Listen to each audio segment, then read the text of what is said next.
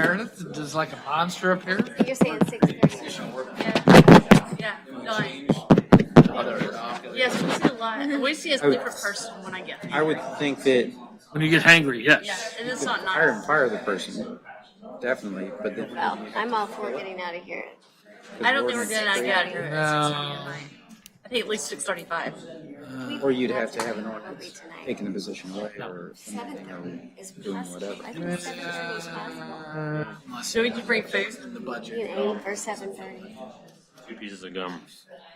I'm from Good. Gotta have my hands on. Yeah. I see that for I can't ask for them, right? Up to you. All right, 6 p.m. We'll call the regular village board meeting to order. If you'd all please join me in a moment of silence.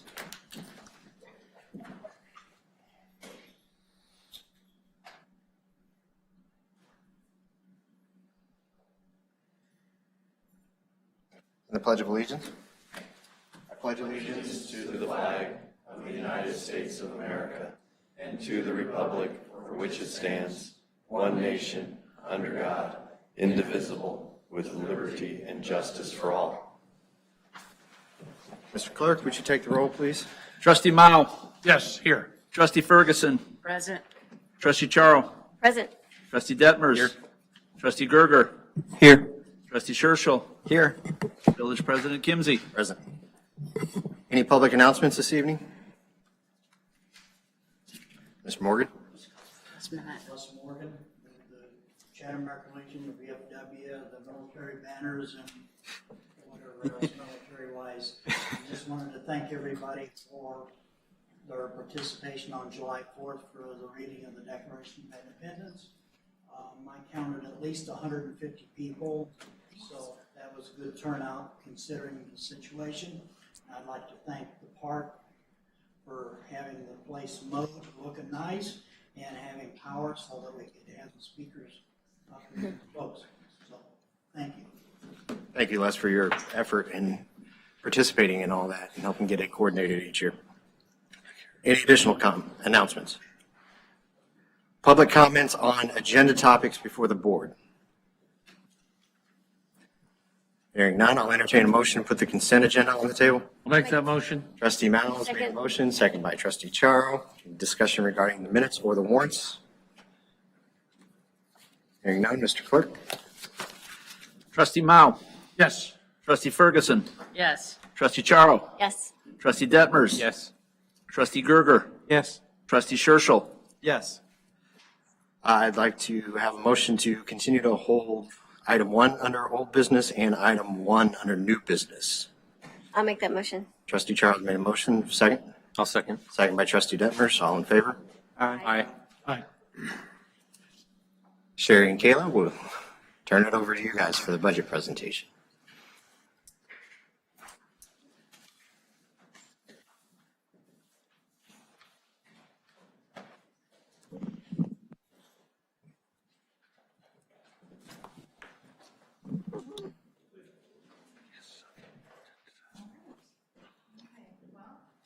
We've been working on the proposed fiscal year 2022 budget for quite some time now, since February, and we have a PowerPoint presentation. Myself and Bill Lucas, our accountant, has worked very hard on this, and a presentation for you to go over. We have our fiscal year 2022 proposed budget outline. In this presentation, we'll talk about fund structure, budget process, budget goals, new items in the budget document, and just an overview of the whole budget. So this shows the fund structure of the village. It's divided in between governmental funds and proprietary funds. The main difference is governmental funds provide your services to police, parks, streets. Proprietary funds are your electric, water utility services. This outlines our budget process showing how it started in February 2021, estimating revenues, personal services, debt service, electric and water and sewer usages. March 1st, between March and April, we had various meetings, much staff to come out with a we even continued into May, working on a preliminary budget document and recommended budget. And this continued on into June until we're here today, July 13th, to present this PowerPoint. Going forward, next meeting, we will have an annual appropriation ordinance for passage. And prior to the July 27th meeting, there will be a public hearing held in regards to the budget. And that'll be before the meeting. And these are some of our budget goals that we carry forward throughout the years: customer service, performance, economic development, quality of life. Those are some ideals that we think about when we develop our budget. Items in the budget document. We present an estimated changes in the fund balance, net positions of the funds. We include a position summary schedule of the different positions we're going to fund in the budget. Debt service, we outline the debt margin and the outstanding debt issues that we have. And then we have various summary schedules for the funds in the budget. And then there's also a glossary. So this is the proposed overview of all the funds in the budget. And it comes just under $31 million. So you can see the largest percent of our budget is the general fund, which is 24%, while the electric fund at 37%, and the water and sewer fund at 26%.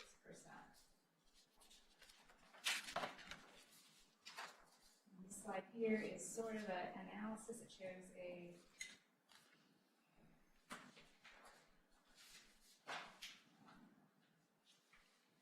most years, our budgeted numbers, expenditures exceed our revenues, and that is a standard case in that we estimate our revenues conservatively, and we usually always have some carry forward items that we're carrying forward from year to year. And in addition, we also estimate the number of accrued compensation items, such as accrued vacation and comp time, that is on the books that could be paid out anytime during the year. So we want to make sure we have enough in the budget. If someone would leave, if someone would take a big cash out, decide to cash out all their vacation, that we're prepared for that to happen. So the first two columns is the 2020 revenues to expenditures, the actual numbers. So our revenues were actually over our expenditures. The next year, you see our last year, fiscal year 2021, that ended April 30th. Our budgeted revenue was, you'll notice it was less than the red column and with the other colors on the top. We were budgeting for more expenditures. But then you see where we're projected revenue and expenditure, you'll see our revenue is way outpaced our expenditures. And then you see in the last two columns, the blue is the projected revenue in the 2020. In the last column, the red with the green and purple and a different color blue at the top is our projected expenditures for 2022. So our presentation. Does anybody have any questions on that?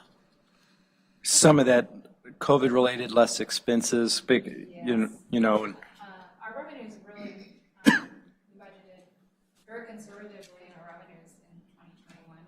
We were very lucky and fortunate to get grant receipts. And when we planned last year's budget, we planned to fill no positions. We didn't do as much work because a lot of, we were shut down, or partially shut down for some of the fiscal year and not doing as many projects. We weren't transacting business as usual. So we had lower expenditures, which helped in our fund balances. As well as some one-time revenue that came in that we're not going to be getting in the future, right? Correct. There's other potential revenue that we might be getting grants down the road, but those are not included in this budget at this time because we're not sure how we're going to spend them. Right. So we usually focus this presentation on our three major funds, the general, drinking water, and sewer. So we'll start out with our general fund, and you can see this is just a simple summary of the revenue sources. Main being taxes, it's 80% of the fund. Those are the tax tax component, and includes property taxes, sales taxes, income taxes. So that's why that chunk is so large. Followed by licenses, permits, and fees. Miscellaneous is just a large number of various things. I think the biggest component in miscellaneous is probably our utility administration fee that we charge to the other utility funds. Here is a breakdown of expenditures. Expenditures are at $7,311,436, and a big component of that is we're going to be transferring some money out of the general fund, funds that have accumulated over the year to fund a capital plan. And part of the transfers are also some bond proceeds that we received during fiscal year 2021. If you recall, when we refinanced general obligation bonds, we actually got proceeds out of that refinancing. They're sitting in the general fund cash account, and once a project begins and we start spending, those monies will need to be transferred into the capital projects fund to pay for those expenditures.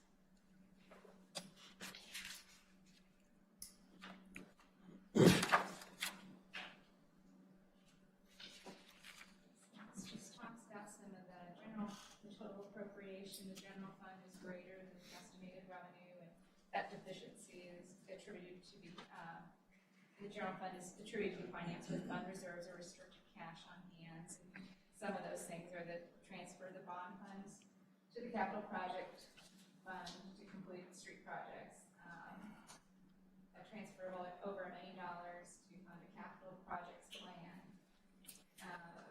Then we have estimated liability related to accrued benefits, which amounts to $425,000. And then another item that we had looked at was hiring economic development consultant. So here we see the cash balances over the last 5 fiscal years. The fund has continued to meet its target cash balance. So we like to keep that between 2 to 3 months, between 17.5% and 25% of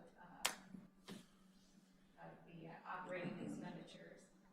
So for the 2022 budget, that target would be between 1.2 million and that 1.8 million.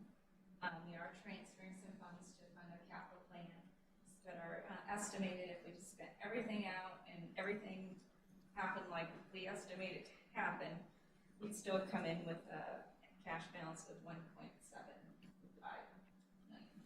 Yeah, almost 3 months. There are some further highlights by department. In the admin department, we're going to continue the village's comprehensive plan, continue the process of annexations. Wanted to begin the process of developing service manuals for different departments of the village. Then the fiscal year 2022 budget, it does include transferring a little over $1 million from the general fund to the capital projects fund to fund the capital plan for the village's governmental fund departments. So this would be for projects that are currently budgeted, but also to look forward. There'll be some left over to plan things for future years. That's for items in the streets, the parks, cemetery, or well, not the cemetery, yeah, and police too. So. We want to continue to explore options for our future municipal complex. In the Parks Department, there's about $31,000 earmarked in professional services to be used for future park development. The operating budget also has funding to maintain the parks and considering allocating an amount to budget for beautification. Welcome to Chatham signs.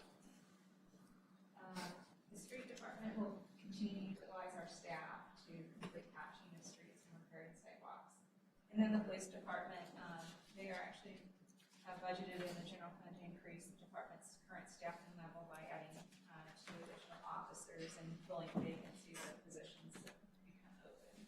Sherry, in the past, those welcome to Chatham signs, those were Eagle Scout projects, weren't they? The last one, yeah, we've had a few that were Eagle Scout projects. The JCs years ago put up the signs where, the Kiwanis and the Knights of Columbus and all them had their own little metal signs, and they had all that. But over the years, they've deteriorated, and they're not actually at the entrances to Chatham really anymore. So we'll look at redoing those and coming up with some kind of scheme or model to turn around and pick and use that as our, welcome to Chatham signs, and try to, make them all look the same and get them all. Well, it would be nice, because you go into a lot of these communities and see they're welcome to whatever town, and they have signs for the American Legion, the VFW, and the Masons, and they all have the different groups welcoming you with their signs, and that would be something good to have on ours, just to let people know, hey, we have all these organizations here in Chatham.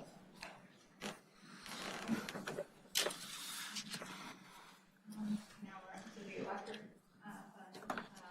This is the snapshot of the revenues. Total revenues are estimated to be about $10,731,000. It is the larger of the 2 proprietary funds in the village. And the majority of the revenue that comes in is for utility charges, penalties, and the state excise tax. And that all amounts to about 98.5% of the total revenue.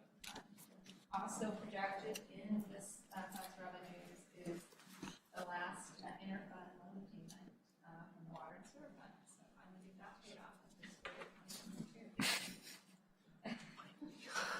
Nice work. Congratulations, we'll have celebration after that. How long were we paying that? 100 years. Well, 99. that's what I thought, yeah. But It seems like It it. was only 4 years. It was a long 4 years.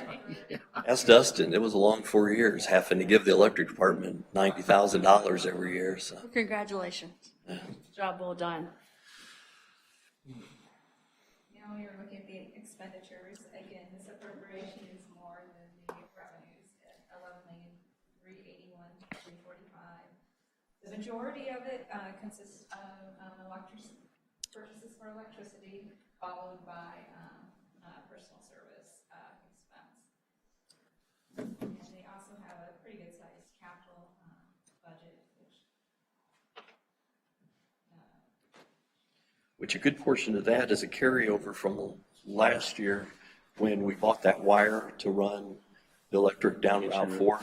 They sent the wrong stuff, and then COVID hit, and we have been having a tough time getting them to fulfill that order. It was a good bid, so we don't want to drop it and start all over again. So we've been working with Greg and to try to get the stuff here and the size that we ordered and the quantities that we ordered. So this is a snapshot of the electric cash balance. Projected cash, we're projecting a decrease in cash if all the revenues come in as planned and expenditures go out. Our ending cash balance at the end of April 2022 would be $2.6 million. It is still within the 2 to 3 months, but we are seeing a decrease in. As you'll notice, that it's sort of leveled off with the 2020 to the 2021. We're not seeing the growth that we were seeing in the previous fiscal years in the electric department. So the highlights in this fund to a new pickup truck purchase price at $30,000, maintain the department's transmission and distribution personnel at current staffing level, or possibly fill an existing vacancy with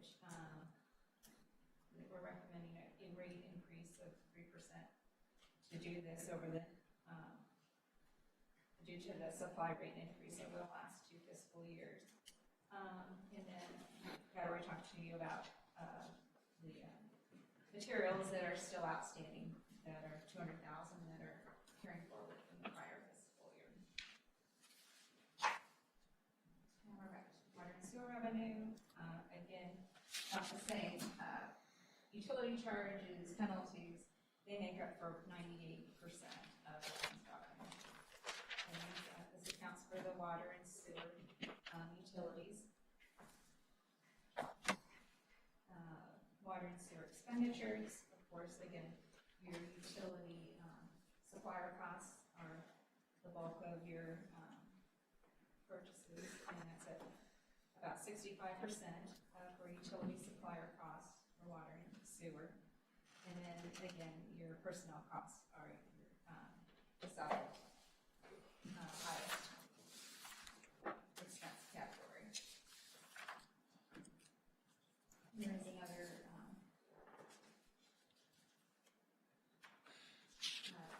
the water and sewer cash balances are this one also shows an estimated decrease if everything is paid out at the end of April 2022. Is that last comp supposed to be 2022? Yes, it is. I just saw it too. Okay. It's like there's 2 April 2021s. No, we're not gonna repeat last year. No, let's move forward. Everybody heard that, and we're all now going to hold Sherry to the fact that we're not going to repeat last year. It's on the record. We'll actually be repeating this month again, which I don't think we want to repeat that one either. So, Sherry, speaking of the sewer fund, have we heard anything regarding any future increases in our sewer from the sewer district lately? Well, 2 years ago, they passed a multi-year rate increase, so going forward, each year, they had a projected increase for each year for about 10 years, but they also had in that ordinance that they could adjust it for cost of living. So we get a notice from them each year that, of course, they're going to increase it just a little bit more than they had from their original projection. And if you recall, a couple of years ago, we did pass a 3-year rate increase for our customers for sewer. This is the last year of that. So next year, during next budget period, it's going to have to be looked at again to see how you want to try and keep up with it. Last we heard from the South Sangamon, they are not anticipating a water rate increase this year. And we are not proposing one.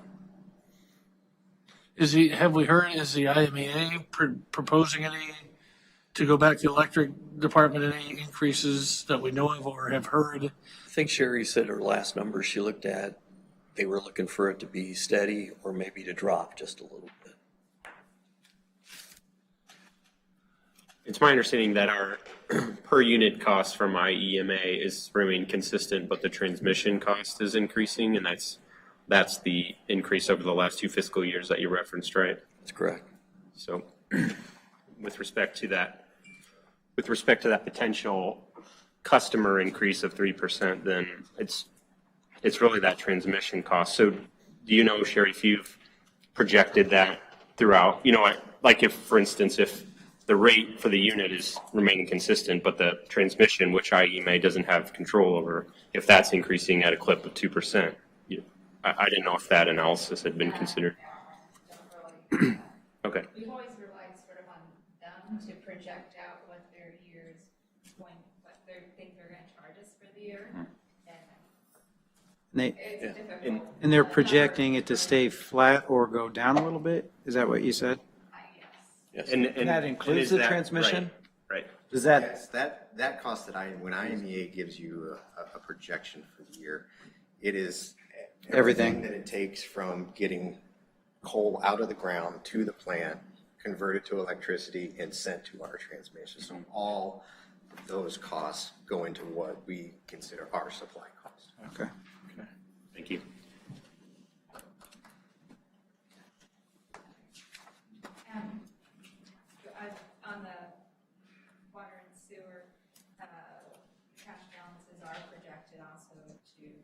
fall, actually slightly below the, what would be the optimum 2 months. But since we've got the debt payment that's coming out of there going to the electric fund, it will no longer be there. And then we don't have on this list right here in front of you is the amount that their vacation, sick time, personal time, and all that. 136.5. Oh, yeah. So think of that. That most likely is not going to get spent this year. So, And highlights for the water and sewer budget, the workload for the locator has been increasing. We currently have a locator that is split between the water and electric department. We have the budget to hire just a locator for water, and then the electric department would take the salary and benefits of the existing locator. correct. Our locator currently works for the electric department. In the electric union agreement, electric department locates electric. The board worked it out, or Dell worked it out years ago, that we had one locator and he located for water and electric, and then half of his salary came from the water fund to pay for it. Since the workload's increased and the town is getting bigger and we have more companies coming in, running borings and stuff through town, we really could use 2 locators. So the water department has proposed to hire their own, so they would take back half of the salary from the electric department's locator, add to it at the tune of $16,100, and then be able to have their own locator. And then the electric department was okay with absorbing the total cost of the existing locator, so. It's my understanding too that they don't always locate the same geographical, the jobs aren't the same necessarily, that you might have electric being located and water not, and that sort of thing. And so it made sense to split them up for that. It does, and especially going forward. Our current locator, he's been with us so long, he knows where all the electric lines are and all the water lines. He does a really, really good job. He really does. But he almost retired a few months ago. If he finally gets to that point, we'll most likely have one of the existing electric guys do some of the locating, and our water guys know where all the new water lines are and where everything's at, and they'll be able to locate that and be more accurate too, so.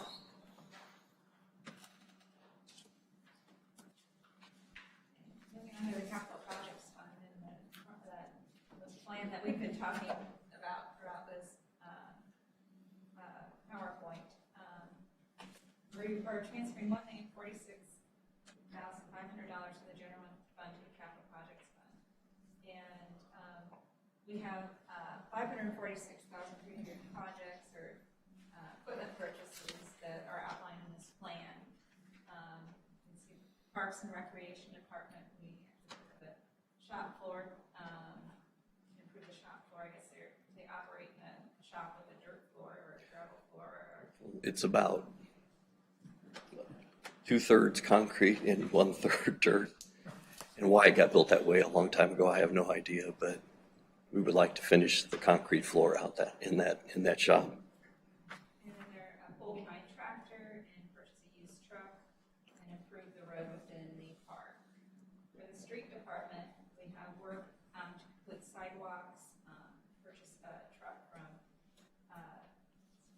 Chatham Township, purchase a Bobcat, mini excavator, power screed, and trailer with barricades.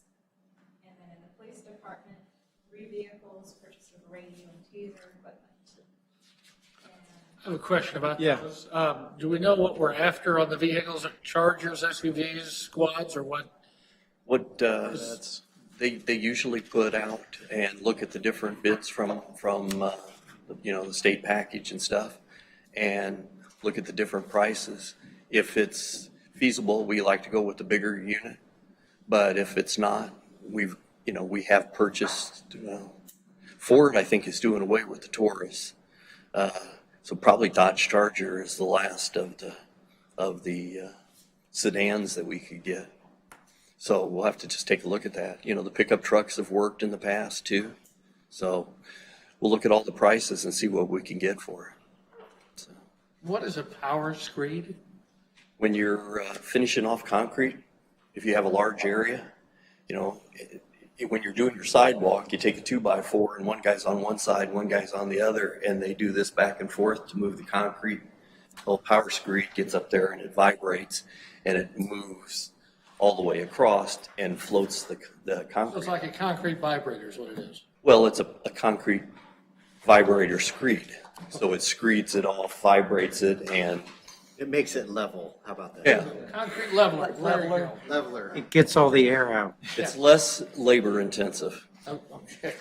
And So, sorry, real quick, with improve the road within the park, is that community park or West Side Park parking lot?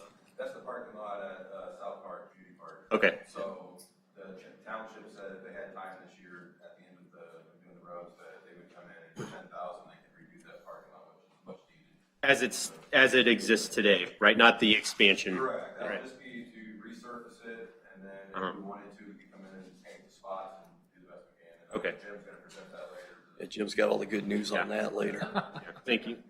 Then on the park shop floor, is that a workshop where people are working, or is that where we park like mowers and is that? It's both. They work on the mowers in there. They park the mowers in there. Okay. Okay. That's actually gonna include an oil separator. So right now, there's just half of the garage is concrete, half is dirt. So if we change oil, and oil will get on the concrete, it could go into the dirt and into the ground, so it's not done right. So that includes $10,000 oil separator, so that it would collect the oil when we wash the floor, go in there, separate it, and then we could have that cleaned up. So that's the proper way to do it. Right now, it's not right. That costs 10,000 or it's with? Just for the oil separator, and the rest of that would be for concrete. Okay. Anyone's more than welcome to come down and take a tour of that lovely establishment. All right. Thank you. The remaining, there's a remaining $500,000 that's being transferred to the project fund for future projects that have not been identified at this point. In the yard waste and recycling, we're gonna continue to budget 80% of the salary and benefits of one street department employee, for street sweeping. We're still going to contract out cost of leaf pickup and branch pickup, and it's budgeted for $220,000. It also includes year 2 of the 5-year lease purchase agreement for the street sweeper. The cemetery perpetual care fund, we're still considering spending down the interest that's accumulated in the fund over the years to possibly improve the road within the cemetery. Motor fuel tax, the regular motor fuel tax program is budgeted at $309,000, and also included in the motor fuel tax fund is the State of Illinois Rebuild Illinois program. So funds are being appropriated in the chance that a project happens within this fiscal year 2022. I have a question on the cemetery perpetual fund, Sherry. Where are we? And this is a looking ahead thought, so we don't, get caught where we have a situation, but how are we as far as space or property goes? Do we need to be thinking of that and acquiring more, or do we have still at this point enough for, say, the next 5-7 years that we don't need to be thinking or looking at that? Caitlin, you answer that one, okay?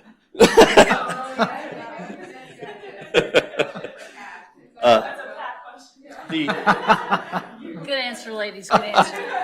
There's, when you come in, there's a road comes through and it's about in the middle of the cemetery, okay? Then you can go up and then there's another road north of that.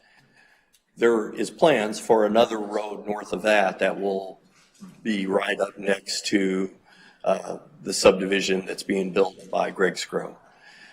All of that area is still open for graves. There's probably 300 to 400 graves the way that we have them set up now. We may need to look in the future. It doesn't take as much space for cremations. So maybe we take the way we've got those graves spaced out, and maybe the west half of that is set up strictly for cremations, and then the east half is still set up for the traditional casket. And then that would even add more in size. Right now, our policy is one casket and one cremation can go in a location, or 4 cremations. So it's worked out pretty well. But I think we're in good shape space-wise going forward, especially if the trend stays towards cremation.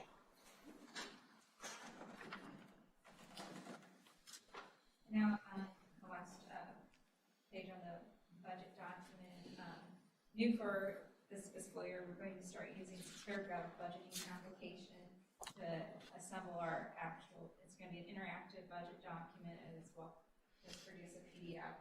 And we're still in the process of getting all of our information converted and in there. So that will be coming sometime after the appropriation ordinance is adopted, and it will include all the same things that you've seen in your prior budget documents.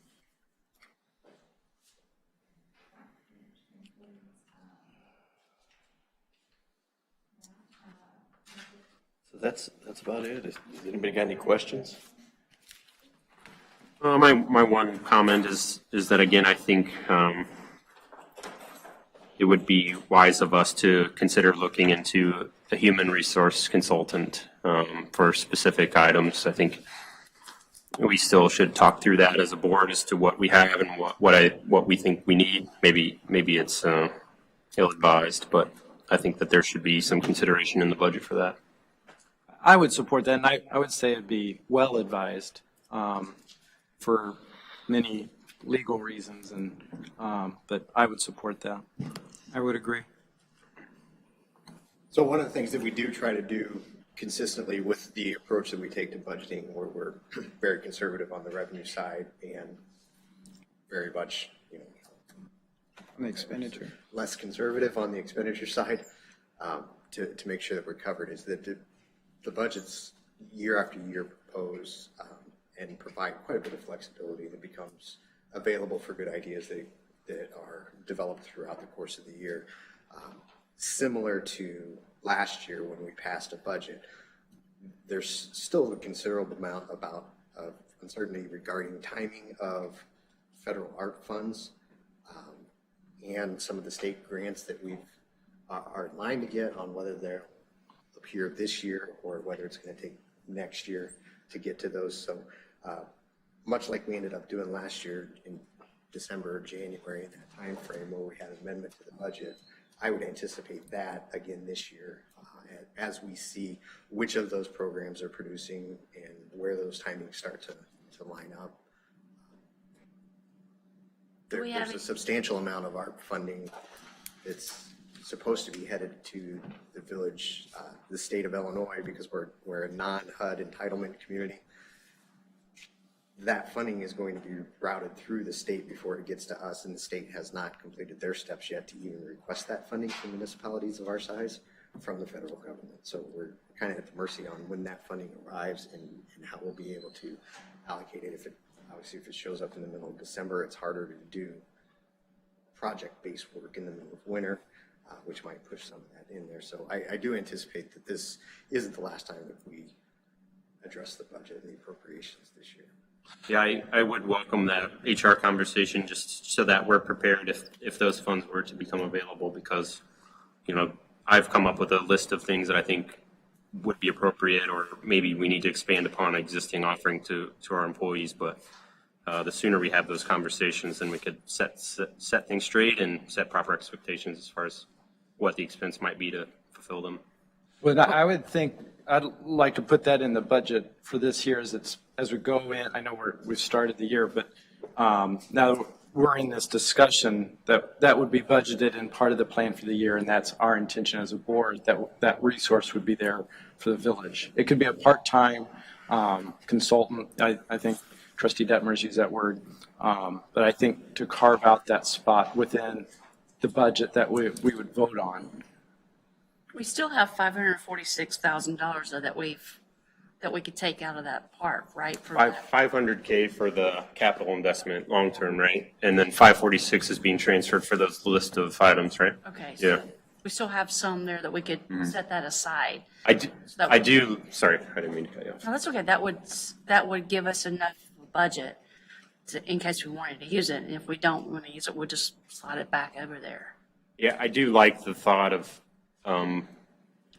creating a savings account, which I'll call that 500K, because I think it's needed in many ways, because most of the projects we get involved with are very costly and we never have enough money to do them. So I love the idea that was set aside. I don't like the idea necessarily about dipping into it as soon as we establish it. Yeah.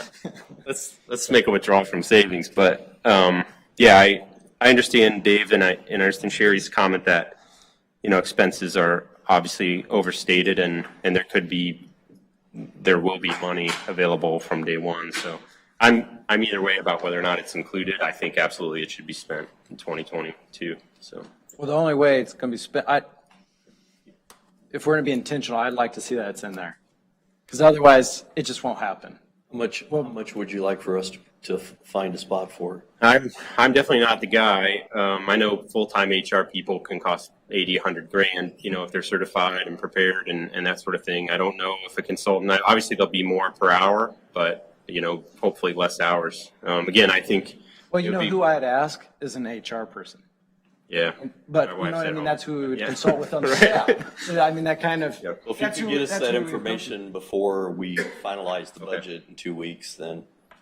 Yeah, again, the board hasn't talked about what I think might be needed to supplement our existing HR offering, but I could share a list that I've come up with and have a few comments on, and you guys can just say I'm completely crazy and exclude it or be in on it. And as far as an expense, I'll reach out to some headhunting companies to see what something like that might cost, because I don't know any. I know a lot of SHRM, people accredited by HR, but is there I can definitely ask that myself, but do we have a normal process where the village would get that salary information of how we predict that in a budget? Whenever we're going to have any kind of new position. Yeah. We would, but you've given us this information 2 weeks before we're supposed to finalize the budget, so. We can try to pull some information, the best that we can come up with and put in there. Yeah, I understand that I've offered my list within 2 weeks, but I have been talking about HR for quite a while. So I don't want this to become an argument, but it's been amongst my concerns for quite a while, and I think COVID illustrated the severity of the need, I guess you might say, in some instances. So either way, I'll make some calls, ask some questions, see if I have any idea what something like that might cost. At just off the top of my head, I would assume $50,000 for the fiscal year, and but I'll try my best to come in on that number a little closer. I think you're probably The biggest challenge that you're going to have is in trying to determine what a consultant cost or what an employment cost would be is absent determining what the entire position is going to entail. Right. And that's why I say you don't need to rush to set a number. There's plenty there for good ideas throughout the year, and will continue to be there. And we've shown that with the way that the village budgets, year after year, that those things come to fruition each and every year. Develop your scope, figure out what you want, decide what you want, and then you've got an opportunity to go out and say, hey, is this available? If it is available, what is the cost associated with being available? And does all that stuff start to make sense? More than happy to help, and Dewey has shared some of this with me, and we try to start to review, where some of the areas of concern may be, and always happy to help trustees understand how the day-to-day operations of the village are occurring, to see how some of those concerns that, we think because there's not this title that these things don't happen, but they have been picked up and they've been incorporated into the way that we function throughout the village. So in any kind of small staff situation, what you find out is, we don't have a chief information technology officer, but we figured out how to handle our information technology needs, balancing it through the experience of the staff that we have and the consultants where we need one.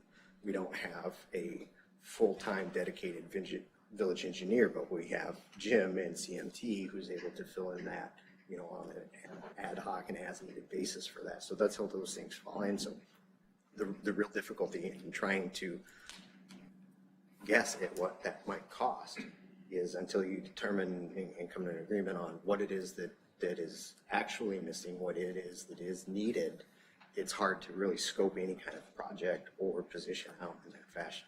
But I think that highlights the need in and of itself. So engineer, we have a contact, Jim.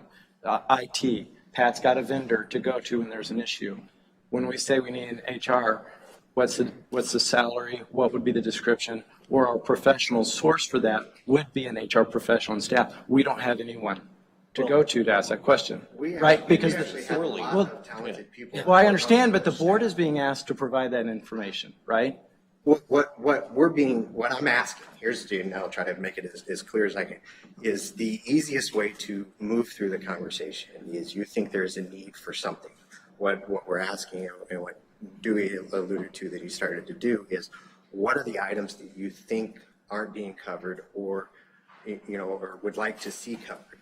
And then let the staff start to, explain how those items are currently covered. Look for where you see the gaps, where you see the opportunities. So that's a logical way to proceed through a process where you're looking at a challenge, you think there might be an opportunity here. Let's lay out what those potential challenges are, see how they're currently addressed, and see which areas you can go to that say, here we could benefit from help. That's a worthwhile endeavor. This one, not so much of an issue for us. We don't need to include that. So then you're not going out and, I think for reference, I think that the school district hired an HR person this last school year. Recently. I think that was around $130,000. I think though, I'd like to interject, I think we could also do both of what you're saying and what Paul is saying. We could put a line item designated in the budget and then go from there. Because as we know, we have funds there. So if we need to add more to that 50,000, we can add more at some point in time. But if we don't need that 50,000 or we need less than 50,000, we can always take it out. Right. But it's there in the budget as a line item to keep us on task, right, to move forward. You can call it whatever, you can pick whatever number you want. You can put a line in it that says reserved for future administrative Right. I agree. action. You can propose any of those kinds of things that you want to. You have to propose the reverse side of which line does it come out of, and then remember what you actually pass. When you pass an appropriation ordinance, how many pages does that end up being? It's only like 7 or 8. It's 7 pages, and what's in the appropriation ordinance are very generic line items, and that's what that appropriation is what gets passed, and not down to the spot where we're going to buy 800 valves for the water main. We have water supplies, operating supplies. That's what it gets passed at that high of a level. So all those things exist in there. You just have to refine what it is that you're looking for. And at any point in time, the staff's here 5 days a week. I haven't not returned a phone call yet. Sometimes it takes a few days because I was in Disney World, but phone calls get returned. So we're more than happy to sit down and go through those, and those would be very productive conversations. And I think they're mutually beneficial because it gives the trustee time to sit down and say, here's what I'm really thinking. And also for the staff to say, okay, I hear what you're saying. Let me explain how we currently function, how we cover, X number of the items that you just listed, and see if that makes sense to you. That's a much stronger way to come to the proposal. Saying the budget has it in it. The appropriation line is that level of generic. The details that Sherry went through on even what are the items in what's getting transferred into the capital fund, that level of detail doesn't even show up in the appropriation ordinance. They become part of our guidance, in the work plan for the year. So all that stuff is there. Within in the work plan. I'm not disagreeing with you, but to Trustee Ferguson's point, I think it's the intentionality. So if that's the budget where, it's more high level, or it's the work plan, then in the work plan. So I'm telling you, we're open to sit and talk through these things with you. Start with the basis of, fully understanding how most of these items are covered currently, and then work from there. So, just start to build up your list. Pat, Jill, Sherry as needed, department heads as needed. We're willing to sit down and go through those and make sure that you have a clear understanding of how things currently operate. And that gives you the opportunity to say, what's the best way to plan and move forward with the concept that's building in your head. I'll share the list that I've drafted with the rest of the trustees. Welcome any suggestions you might have, any supplements or retractions, and then I guess we could just start planning like a one-on-one sessions with the village manager, or however you guys want to handle it. But I'm welcome to begin the conversations. I'd obviously love to attend them and participate in them. So My biggest fear is that we're not going to have time, and this is sort of last minute. I feel like this is something we should have started talking about a while back. And why don't we start the conversation now? And Well, this is when the trustees are brought into the budget conversation, right? And I want to thank Trustee Detmers for all the work he's done in putting together that list. I'm sure that was a lot of work. Well, and we were brought into the budget discussion long before now. This is not the first time. I know there were, except for myself, maybe other trustee, another one, but we were all sat down one-on-one regarding the budget. Yeah. And those issues could have been brought out and been brought here at that time, and they were not. No, I believe Trustee No, Detmers I'm did. not done. No, he did. So, and it could have been, this list could have been brought up long before now, and it hasn't. The issue of HR has been addressed, but it was not brought up before this meeting. So, No, it was. So there is, it is a cramped time period. Trustee Mao, if I may, without belaboring a $28 million budget over a small fraction of that. What I'm telling you, Trustee Scherschel and Trustee Detmers, is we'll continue to work through these concerns with you to see what is the appropriate avenue to handle your concerns, and see which concerns vet all the way through to the spot where we get to the spot where there's a proposal actually to be made. There's plenty of funding for something like this, should the need arise, and then make the case when you have the whole thing here. Because we can debate here on what ifs and semantics over what it might look like for days. Meanwhile, we don't set the framework for the upcoming fiscal year budget, which starts to slow everything else down that the village tries to do. So then is the point being made that at this point, when we're first having the discussion as a board in the open with the public, that the trustees should not bring our concerns of what we'd want in the budget at this point? At the budget discussion? At the budget discussion? You should, but not a major issue like this. Is that the when 2 point weeks being we're made? asked to approve it. Do you know of any company that makes $1 million a year that doesn't have an HR person? Trustee Gerg. I do, yes. Name them. That's not why I'm here, to name a company because You you can't. asked. There's I no can company that If it you'd like brings to in have that $1 discussion million in later, I'd revenue love to. that doesn't But have that's an not HR. about what we're here for now. We're talking We're here to about talk to $31 village, million. Trustee Chathams Mao, budget. Trustee Gerg, let's go one at a time. That's why we're here. We'll go through one at a time.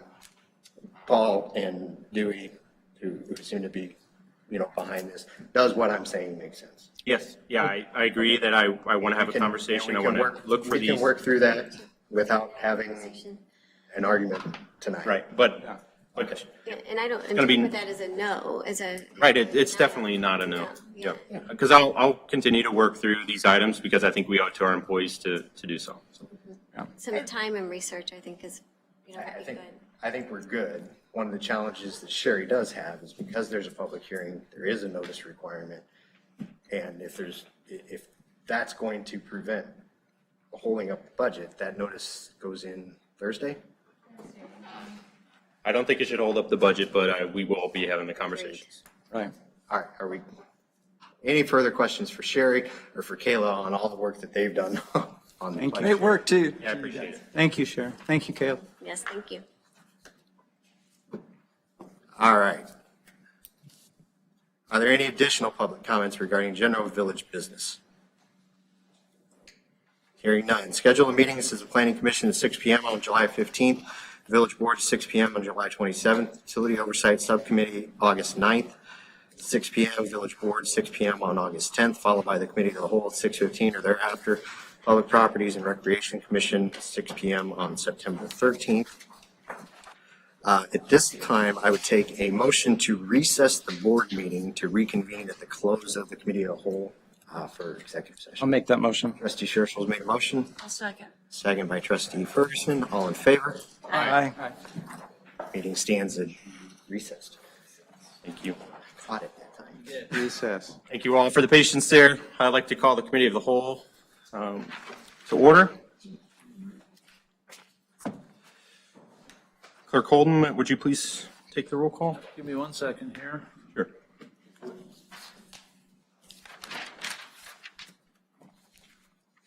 Trustee Mao. Here. Trustee Ferguson. Present. Trustee Charo. Present. Commissioner Detmers. Here. Chairman Detmers. Commissioner. That was last night. Hey, was Great, yeah. you have to change his name, Chairman please? Do we have any form of government? Let's just hand it over, else mark it. Chairman Detmers. Present. Here. Trustee Gerger. Here. Trustee Churchill. Present. Can I be assistant commissioner? Only if we can find the board. Next item, are there any public comments regarding agenda topics? No comments, thank you. I'd like to entertain a motion for the consent agenda. I'll make that motion. I'll second. Motion made by Trustee Charo, seconded by Trustee Ferguson. All those in favor? Aye. Thank you. There's no items under old business, but under new business, the first item is the CMT engineering updates.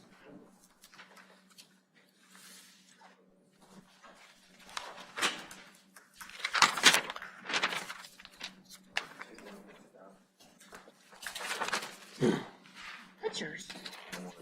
Yay. Okay, what Dustin's handing out is he had asked us, CMT, to look at some potential layouts relative to parking at the Thank you, sir. main parking lot at You don't want to look? And we pulled together, I'll let you. I mean, what you see there is kind of the preferred and then the existing, so you have kind of a compare and contrast in terms of what's out there and how that facility is being utilized, and then and what maybe a full development of that facility. Oh, that's proposed. That's current. So as we pull together our plans on that, there are two things that we're looking at. One was Dustin's been pursuing some grant money relative to relocation of the bike path and or access to the pickleball tennis courts associated with those improvements. So as we looked at the area as a whole, the main focus was circulation. You know, having been a parent, dropping kids off, picking kids up, watching soccer games endlessly throughout the years, I have a pretty good idea how that park works and how the parking lot works. And as you see, there's kind of a worn out swath through the middle of the parking lot, especially on the existing one, where you can see where people just ignore the striping patterns that are out there and just drive the path. As you see with any path, sidewalks, college, universities, and everywhere else, people are going to go the shortest point from A to B. So we've kind of embraced that concept in there and had a main path that followed where the cars route today. Most of the pickup and drop off is over there by the concession stands, where people either drop off at the bandstand or for football practice, soccer practice, and so forth. So we wanted kind of a circular loop through there that was more guided to get cars in, get cars out efficiently, and then have more dedicated firm parking spots out there. So the concept that we show is kind of expanding the lot, you know, a little bit to the south, and then you know, to the east, and kind of enveloping the area where the existing bike path is, and then we bring the bike path closer to the pickleball courts. We would cross before the main entrance to the park, just as a safety concern, reduce those conflicts between, you know, cars, pedestrians, and bicyclists, and then incorporate that into the access area by the tennis courts, and wing that around to more or less where the destinations are through that area. And then expand the parking lot. Really what we achieved there is the addition of about 100 stalls. Improve circulation, improve parking, better utilization of the area. So a couple of concepts that were being thrown around out there. In the past, the village has partnered up with the township to do some oil and chip work. Dustin asked me to pull together some preliminary costs, kind of gold-plated. If we had everything in place, this proposal would be about $340,000. That's to resurface the existing parking lot, add the new parking lot, and then relocate the bike path around the parking lot towards the tennis courts and then back over to the existing spots over there by the concession stands. That is hiring contractor, that's prevailing wages, that's full-blown turnkey operation, let them go. But we do know that there could be potential large savings utilizing village crews, township crews to do that work in similar fashion to what we've done in the past. But right now, this is just kind of a starting point, looking at a conceptual plan, seeing if that's consistent with what the board wants to see out in this area in the expenditure of funds, and just welcoming comments and input associated with that through Dustin. That was one of the things that we were tasked with. Next item I have on my agenda, are any questions on that? Was it great? Thank you. I appreciate the drawing, and Yes. my only comment would be the bike paths, 90-degree turns. I don't know how that would work with the kids, but I can see it. And just is that little strip of land to the east, is that already owned by the village that's drawn in there? Half of it's owned by the village. Actually, the property line extends further south of where the entrance comes into the park, maybe by about 150 feet, 200 feet. And then, further south, that would be something that Pat and I discussed, maybe approaching the property owner in terms of purchase of the remainder of the strip. But one item that we could do is eliminate the last row of parking, bring the drive into that last lane, and then just angle them over. Mm-hmm. But that way you have kind of two areas to get out of the park, and just better traffic flows through there. Yeah, I'm hoping that this could increase the safety of that park too, because we've got so many kids running in and out of there every day of the week. Does that 340 include the land acquisition or not? Okay, so we can't, so that's going to be an additional cost to the 340. Correct. Okay. Do we have an estimation on that? What might that be? Don't know. Some people like to donate. Some people want top dollar. So it isn't that much land, in terms of agricultural, but that's something that we can work with Pat and approach the property owner and see if that's even a viable option. Okay. Do you also have the low end number on that if we were to use our street crews to do this? I don't have that right now. Okay. Basically, it would be mostly material costs with no labor. Okay. Because we'd be utilizing our own crews, but I can provide that number as well. Okay. So the 340 is not broke out into labor cost and supplies. No, it's broken out into typical IDOT Turnkey. pay items, which includes labor and equipment and materials. Okay. That might help us to figure out what we can and what we can't do. And okay, thank you. And then Dewey, I agree, yes, we get rid of the 90-degree turns. Actually, the bike paths are designed for a 20-mile-an-hour design speed, so some radiuses on there and smooth that out a little bit more. No, I know 20 this. miles an hour. I have to say. Return would provide more entertainment. Yeah, it's like Formula One biking in Chatham. But probably liability issue. I think there would be padded walls or You something. don't want to park on the corner. A couple ramps for them to jump over the cars too would be pretty. Notice our lawyer's not saying a word on this. He's just smiling. No, thank you though. This is much needed. Ramp I would be think, good to right there. make sure that we're thinking about this. Near those pickleball. Especially that one. Especially that one. Launch one out. I was going to ask about the bike path. Would you ever, depending on that, would you keep it at all along the edge of the parking lot with the bike path? On the outside? Yeah. The thought was, what's the destination?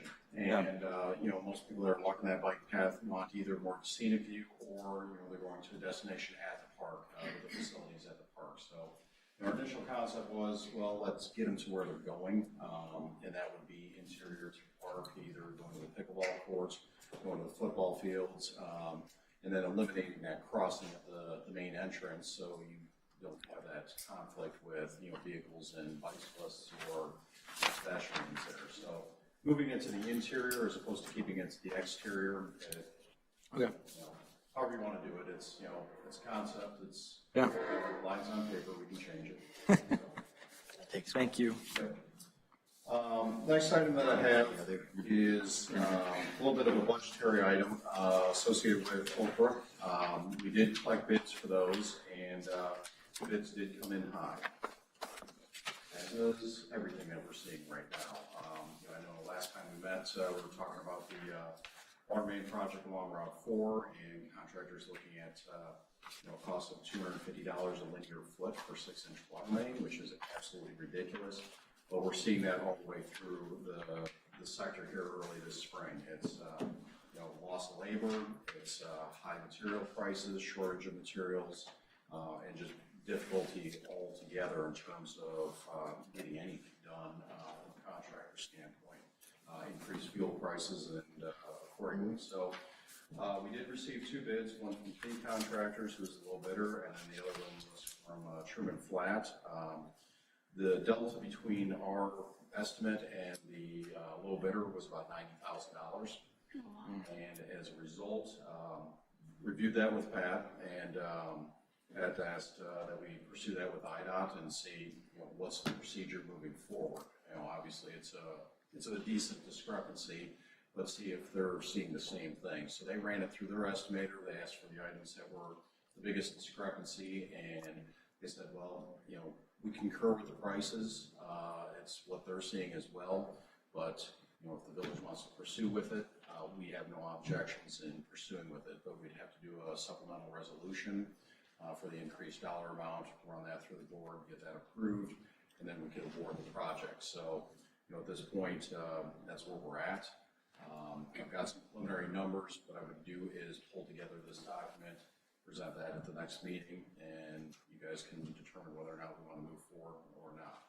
Now, last year we hardly did any work because of COVID, so this was kind of double the project in the first place, and then with the increase. So we will have some savings on the engineering end of it, just because of the efficiency of doing the plans before and adding on to those plans rather than 2 separate sets of plans. So about $8,000, $10,000 worth of savings on that, but we had no control over the contractors' prices, and the contractors' prices were about $50,000 apart.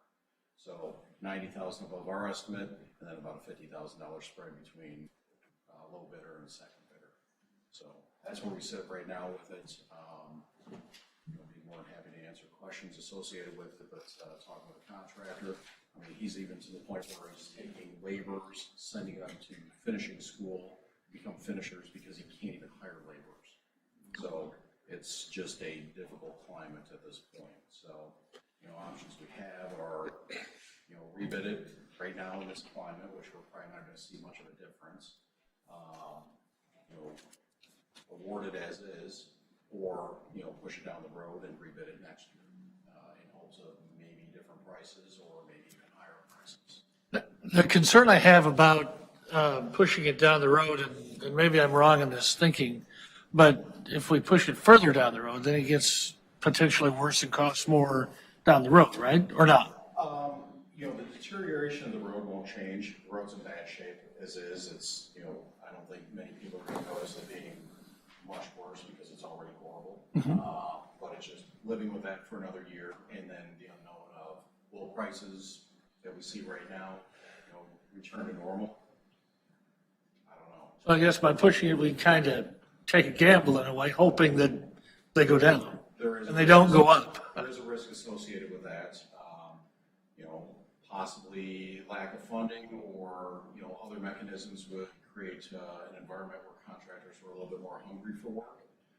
But right now there's a lot of work out there and prices are high. And it's not just on the contractor side, it's the material side that's really killing it as well. We also have sufficient funds in our MFT to be able to cover that additional $90,000. My personal preference is option B, where we proceed and complete the bid as is, because we've committed to that subdivision and those folks that ride on that road to get that done. And that's my personal preference. It's too much of a gamble to wait too. I mean, It could go up just as easily as it goes so down. I would agree. yeah, I support I that. agree. So we'll prepare the paperwork, present that at the next meeting for concurrence, and we'll have the supplemental resolution submitted to IDOT so we can move forward with the warrant. So you'll see that at the next meeting. Thank you. Another item that we've been working on is related to funding and grants. Working with President Kimsey here in terms of looking at grant opportunities associated with kind of a pie-in-the-sky project, which would be the Pulliam Road interchange at I-55. That's something that's been identified in the village's long-term transportation plan. It's been in there for as long as I've known, way back when. But that's something that's recently that we've pulled together some conceptual drawings. We've met with IDOT in terms of, is this project a viable project? Are there any fatal flaws associated with it in terms of proximity to other interchanges, either down at Farm or back up at State Police. Exit 88? And then, it meets all the requirements. IDOT said, they don't have any objections to it, but they're not going to do the project under, their purview. They would support it from a local perspective. President Kimsey and Pat has gone forward, contacted many of the state representatives, and actually met with Hood's office to garner support for this project. The first one was turning in basic project information and request for funding through Hood's office, in which the reply came back then, hey, here's a RAISE grant that's being sponsored by the Department of Transportation, U.S. Department of Transportation.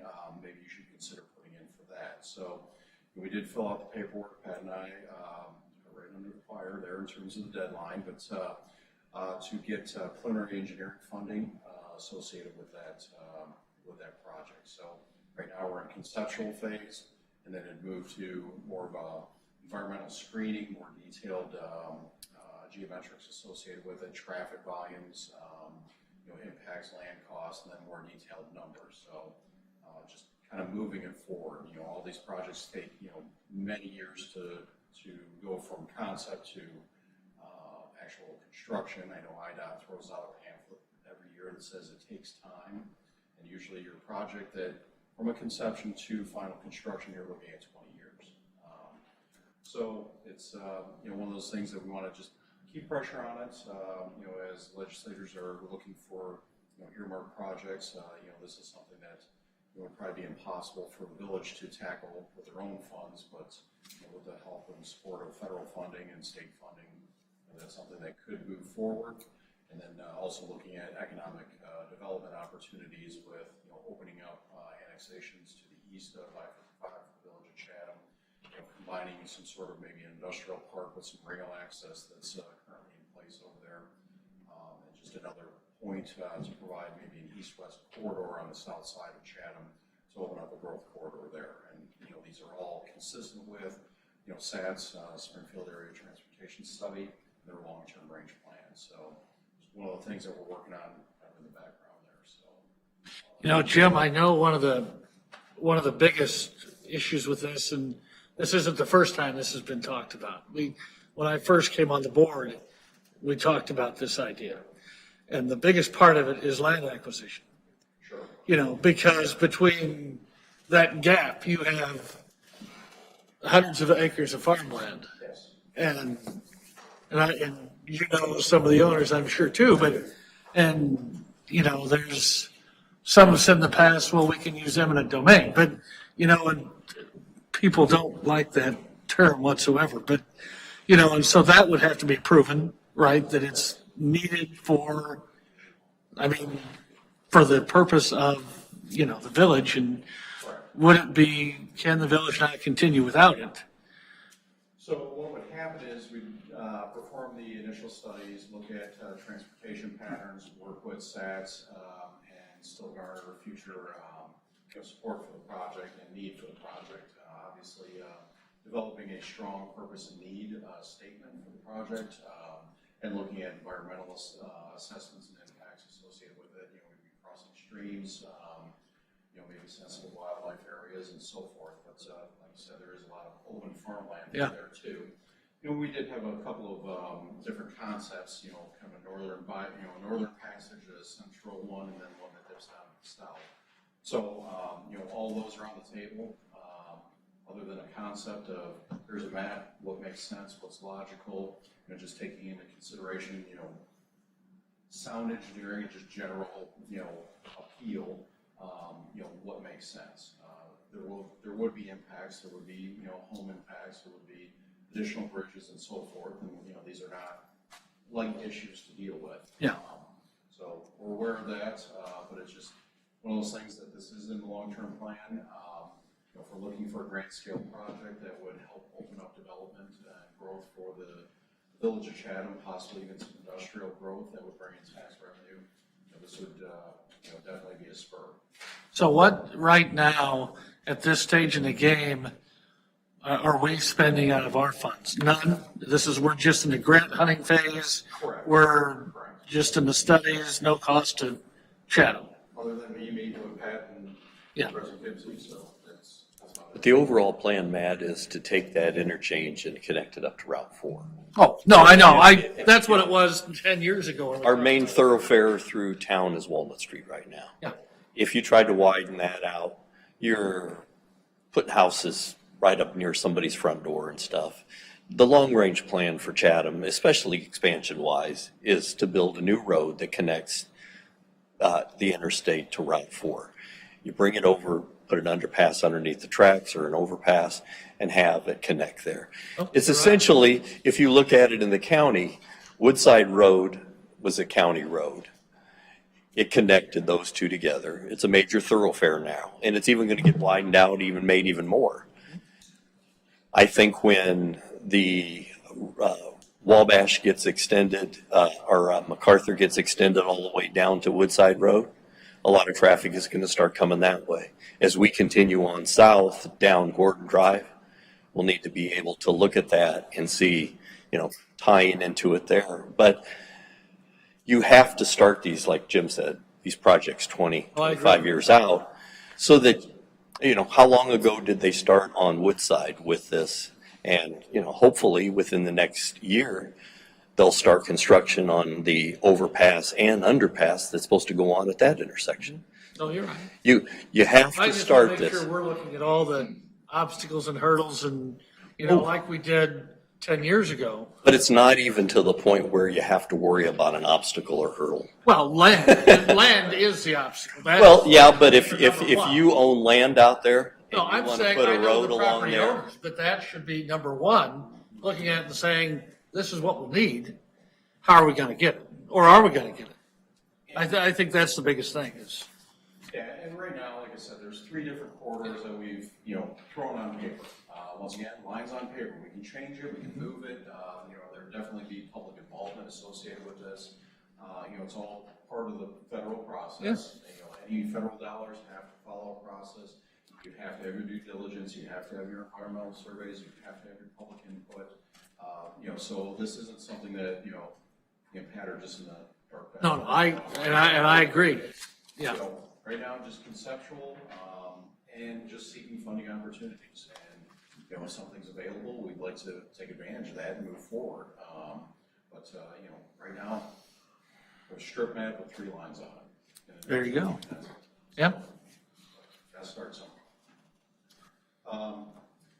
Let's see, next one that I have, looking at, working with Shane Hill and looking at putting out to bid sidewalk improvements. So we'll see that here come out here shortly. And other than that, just picking away on some of the MFT stuff and the pavement patching and so forth. And Trustee Mao, the screed that I think that they want is a big roller, okay? And it's got like a lawnmower engine on the side of it. And basically, they set up the formwork. This thing spins, basically just trims off the concrete level all the way through. They've been following with Kinney and looking at how they've been doing some of the bid patching in town. Mm-hmm. And it's like, our guys are just taking a 2x4 and going like this. And it's taking them forever to do it. Yeah. So if we can make it easier, it'll go quicker, and even from a safety standpoint, the less time that they're out there, the safer it is for the workers too, so. But, yeah, it's a piece of equipment that definitely is needed. Cool. The other one that I wanted to hit on based on Sherry's budgetary one is the Rebuild Illinois funds. She had on there not appropriated or project not identified. We are pursuing plumber, overlay with plumber. So with the overlay plumber, that would go from Tarbigan all the way to Ravinia Drive. And what we would do is a structural overlay. And what IDOT request for that to qualify, the Rebuild Illinois really was supposed to be like full roadway reconstruction or new roadways. And at the beginning of the program, they had a set classification of what you could use it for. And it's like, okay, you can use it for new roadways. And they put out another memo that says, well, maybe we'll expand it to this, maybe we'll expand it to that, or, you know, they just kept expanding the usage. Then finally it came out where it would allow you to apply for a local functional overlay program.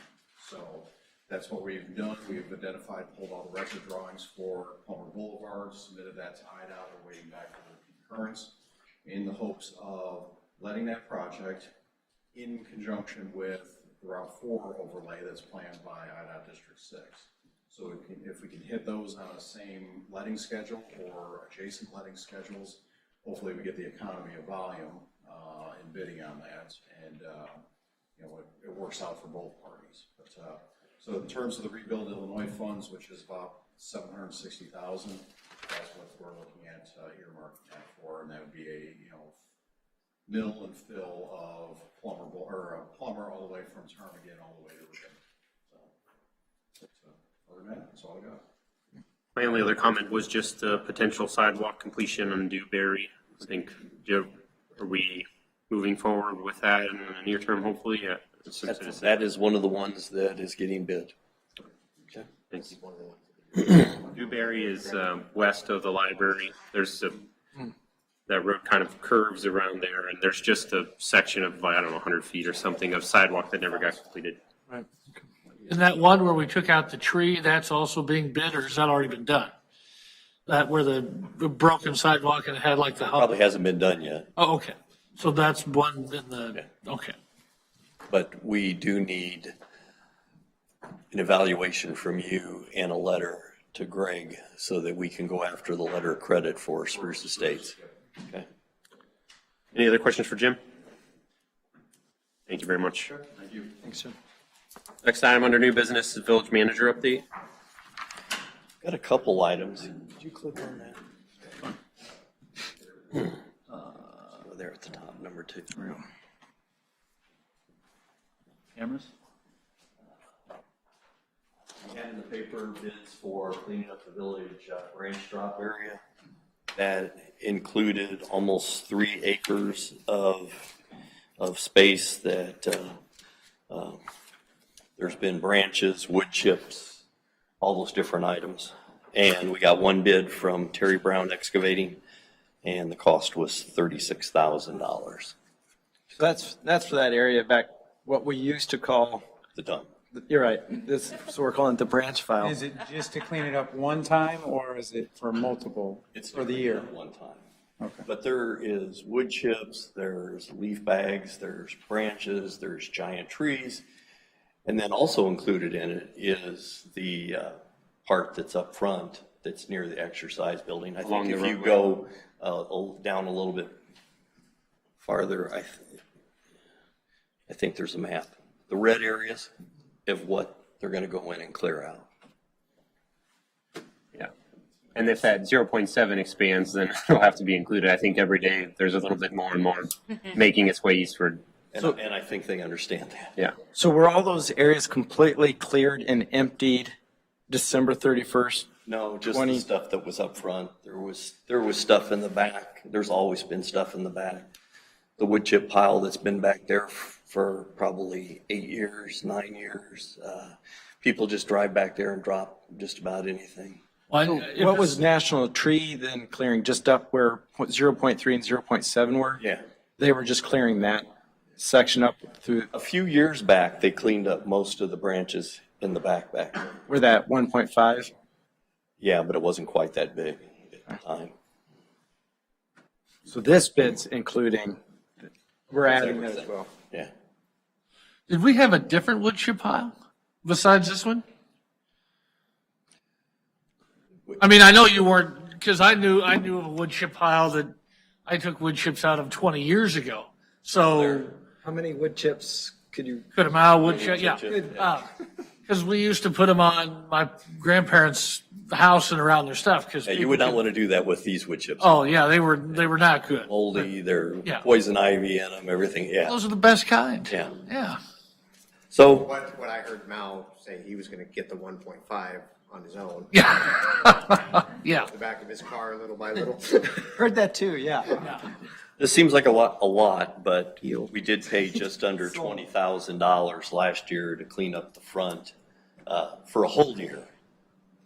So, Right, and what would we use the land in 1.5 for if we, I think that the 0.7 is definitely a problem, and it's going to get worse if we don't renew the contract with National Tree Care or rebid that out, because I think, again, we've proven that it's a service that the citizens want and use and need, and I just don't know what we would do with the 1.5 if we move forward with this. we don't really have any plans for it right now, but it is a mess. Yeah. And, there's always the danger of it catching on fire. And then our buildings are right there. So, I think there was another item on this. Does anybody have any questions for this map? yeah, or does anybody, Once we clear that out, how are you going to stop them from dumping? we can't. I think I saw something else on, We were trying to, what the plan is if we can get this to dry up, we would put a fence across here and then allow people to come in, and then the only way they can get to the dump area is right in here. And there'd be no more dumping out here, but in this whole area right here where it's green, that's where they would dump, and they wouldn't have access to this back here. And then we could start using it as our storage facilities and store rock and other items and stuff back there. That's the overall plan. But until we can get this drainage way that's running through here, redirected and run over here, that's always gonna be wet. And I don't know if we can use that as a place to drop stuff. For your storage and everything. Yeah. You'd have to get the drainage figured out first. And that drainage would eventually, hopefully, go into some kind of retention pond or detention. We've talked about that. Yeah. With Jim and them, that we would turn around and look at creating a pond in that area, like a fishing pond. And then that would capture all that water that runs into that area. That would make our property over here more useful. It would stop flooding going into Parkview subdivision. And then it would get captured and was act as a feeder source to go into to the parks. Now, however you design this, all the rain that we had over the last few weeks, would it probably overflow it and run through the parks? Yes. But would it flood the park like it has in the past? Probably not. Through the planning process with Roland, do we have an estimate for the cost for the pond? We do. Am I remembering around 100,000 or something like that? It was more than 100, but I think it was less than 200. Okay. Yeah. I was going to talk about that pond in the parks update as well, too. Okay. I mean, because I'm just thinking 35,000 is a significant percentage of that. I mean, just looking at a planning process, but, in terms of long-term issues. Okay. We're not the only one that's dealing with these issues. I was talking to Greg about it today. He says Auburn is beside themselves. They don't know what to do, and other communities the same way. They've got all these branches. Do we know where their dump site is? Who, Auburn's? What, you want to redirect people down there? I'm not saying that we should do that. If it's located at 301 South Park Street. You guys are just going to be sending it to each Just kidding, Auburn, just kidding. How do you know Auburn isn't doing the same thing back? Yeah, I know, that's what payback. You just gave him the idea. Thanks, dude. We got 5 years worth of stuff to do. Okay. For the record, I'm conflicted. So Rochester too, got it. Do I have a consensus to put this on as an ordinance to hire them to take care of this work? I'll probably be talking to you and thinking about this. I mean, Yeah, I don't want to give you, I mean, on face value, yeah, I know we need it, but I want to think about it some more. all right. What kind of timetable do you think we need to move on this? You can move on at any time, Okay. but it is filling up out, I was just gonna- especially in the front. Price Yeah, the could go up. 0.7, yeah. Okay. Winter. Back to the board docs. Would Auburn give us 40,000 not to dump it there? About the sidewalks in various locations. Shane is putting that bid package together, it should be ready next week to go in the paper. Traffic control devices at Walnut and Gordon, and also at Walnut and State Route 4. The cameras at Walnut and Gordon are malfunctioning and are on their own kind of cycle, and we're unable to get those to change right now. The state, or Ajeezy, who takes care of that stuff for us, is looking for replacements. Our system is so old, we can't really just go out and buy a new camera and put it there. We have to find an older one that matches that system. So we're working on trying to get that. So right now, have patience. The thing cycles through at a certain amount, and that's what we're going to have to deal with until we can get that fixed. Or I can convince Vern to stand out there and go, That's a Gordon, not Park.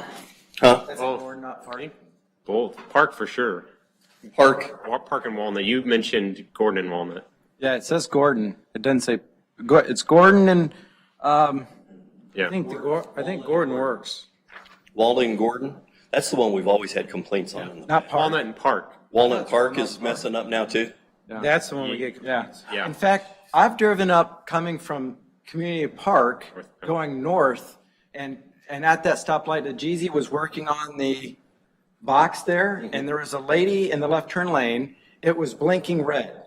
And so she came to a complete stop, she stopped, and then she started to turn left onto Walnut. And all of a sudden, the lights started working, and it went red where I was at, but she had already proceeded an intersection. It turned green. And so this car started going into the intersection on a green light as she was turning in the intersection. So it went from blinking red to, I don't know if that's just a freak occurrence, but that was a If close someone's call. working on the signals at that time, Yeah. it'd be nice if they're gonna turn them off and turn them back on, that they notify the police to kind of come out there and, hey, everybody Yeah. stop while we flip this thing on. And In a split second, that woman could have been nailed right in the middle of the intersection. But as far as Walnut and Gordon goes, I know it's been an issue for years, 8 years, 10 years. It's been an issue for forever. they're all old systems. Yeah. But that was Walnut and Park, just to, Okay. and I think that's where Dewey's talked about issues. Yeah. Right. Well, Yeah, I the- heard from some citizens about Walnut and Park. We're also trying to take a look at Walnut and Route 4. Now, we have an agreement with the state that we split the cost of those. And when we did our concrete work out here, we cut the sensors that were in the street, so we need to replace those. Or we can go with a camera system. It's a brand-new camera system, but it's $35,000 for the new camera system for that intersection.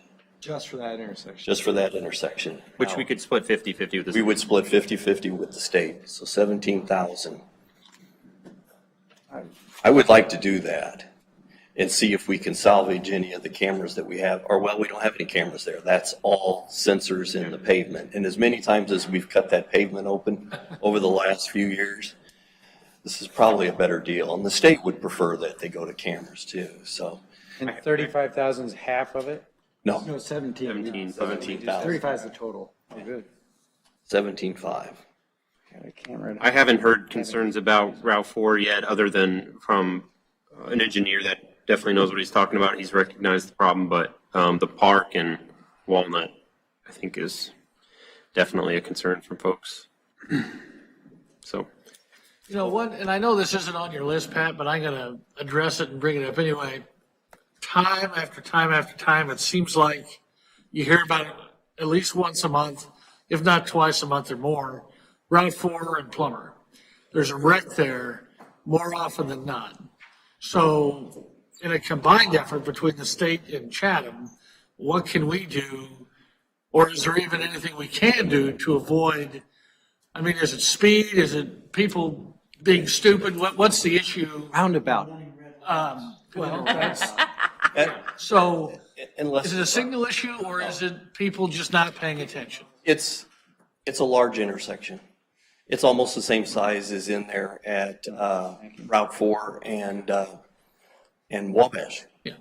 So if you go to enter that, and if you're entering it as it's starting to change, there's no way in the world you're going to make it across without it being red. And so many people are used to, in the smaller intersections, of when something changes, they'll zip through on the yellow. But if you try to zip through that intersection on the yellow, you're going to be driving across at least 2 lanes of red. And the problem that happens is if you're sitting on Route 4 facing south, okay, and you're going to turn, maybe go down to the high school, all right? So you're sitting right up here, and there's 2 lanes over here, and somebody's coming across here, and they zip across on the yellow, and these cars are back here far enough, they don't brake, they're going 40 miles an hour right into somebody that's trying to run the yellow light. Happens all the time.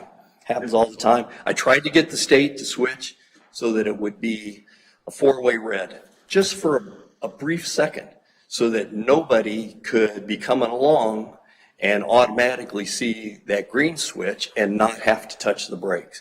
If they just put it, I think, in my opinion, I agree. 4-way stop, just for a brief second to get everybody to touch those brakes, you might save some lives, but they don't want to do that.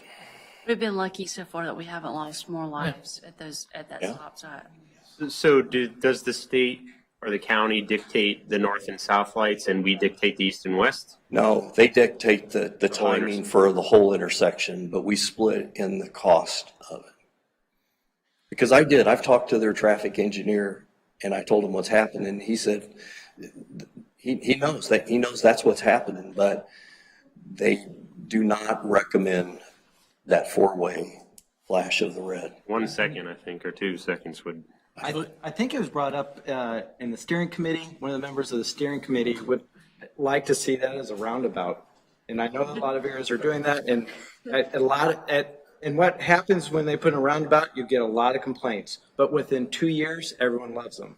But there's a lot of teeth gnashing at the beginning.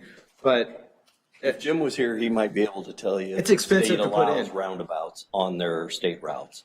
My guess is with the trucks and the semis and everything else, and since that's an alternative to 55, they would never go for that. If we wanted to put that at Walnut and Park, yeah, that's different. Have we provided our police and crash data to these engineers to say, hey, this happens not once or twice a year? Every time there's an accident, all that stuff gets recorded and the state knows that there was an accident and how it happened and who drove in which direction and everything else. So they have all the history on that. The accident reports get included in the stats planning. Yeah.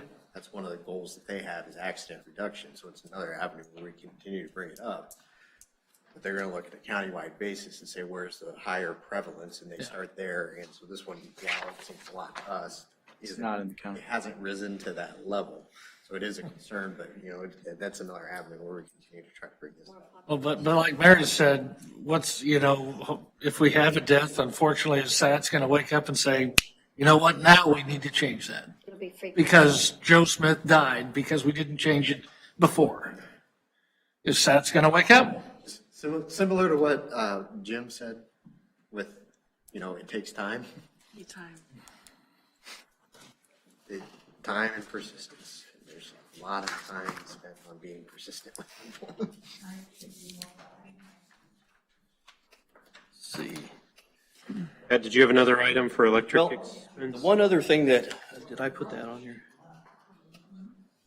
Would you guys like to go over this analysis comparing electric expense to electric revenues? Yes, please. Yeah. We can go over that now. It's a simple 2-sheeter. And what you're seeing is, Dan, you have that link there. We can bring I it think everybody got a copy of it. Yeah. under administrative content that's currently Right there, you got it right there. Right there? There we go. So the top you start with 2015. We got 2015, 16, 17, 18, 19, 20, and 21. Electric revenue, top line, electric expense, bottom line. And you could see that our expense to revenue ratio was right around 70%. That year, we were concerned enough that we passed a 4% electric increase. Okay. As you can see then in 2016, the revenue to expense brought that down to 68%. So that 4% not only took care of that year, but took care of the following year after that, 2017. It kept it around 60%, 68%, excuse me. In 2018, it started to creep back up to 70% again.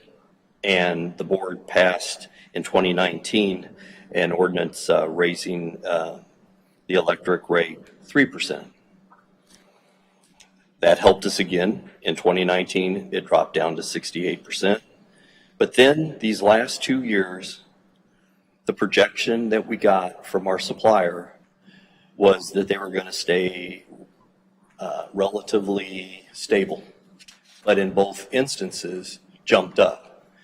Now, I asked what caused those to jump up, and like Dewey had said, it's the distribution that they can't really control, you know. So the cost to generate the electricity stayed roughly the same. The cost to administer the plant stayed roughly the same, but the cost to get it from the power plant to us, those rates went up over that 2-year period. We don't know what they're planning for the future, but you saw in those charts that our cash on hand has always been, the champion of that has always been electric. We've always had 3 months backlog or 3 months cash on hand. It's dropped down to 2.5 months now. I have 4 linemen and 1 groundsman, and one of those linemen is on medical leave right now. So I'm down to 3 linesmen and 1 groundman. We had a linesman a couple years back. When he left, I talked to the staff. They said that they thought they were good. We even looked at trying to get a apprentice, but that didn't work out. But talking to Shane, he thinks that we can make it through this, but that does limit us to 3 guys right now, and 1's on medical for a few more months. I don't know if we want to take that into the future or whether we want to look to hire another lineman and add him to our staff. But running the numbers, we need at least a 3% increase for the fixed amount on our bills as well as the amperage to be able to fund that other person.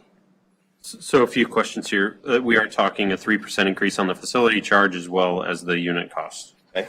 Right? That's the proposal here, and that's what is illustrated on the second page of, you know, what that expense might be for a few different scenarios of customers. The first scenario is, I know for a fact, 1 person lived at the house that we use there. Yeah. I'm the third one. My bill was $18.58, so this example was $18.12. So I personally would be impacted $6.52 per month for this proposed increase of, again, 3% on the facility and the units. Correct. And this will help bring us more in line with our vendor costs, right, with respect to transport and the units. We spent a lot more for electricity the last 2 years than we brought in. Okay? And that's what burnt down some of our cash on hand. And so we try to target that expense to revenue ratio and try to keep it at that 68% level, right around there.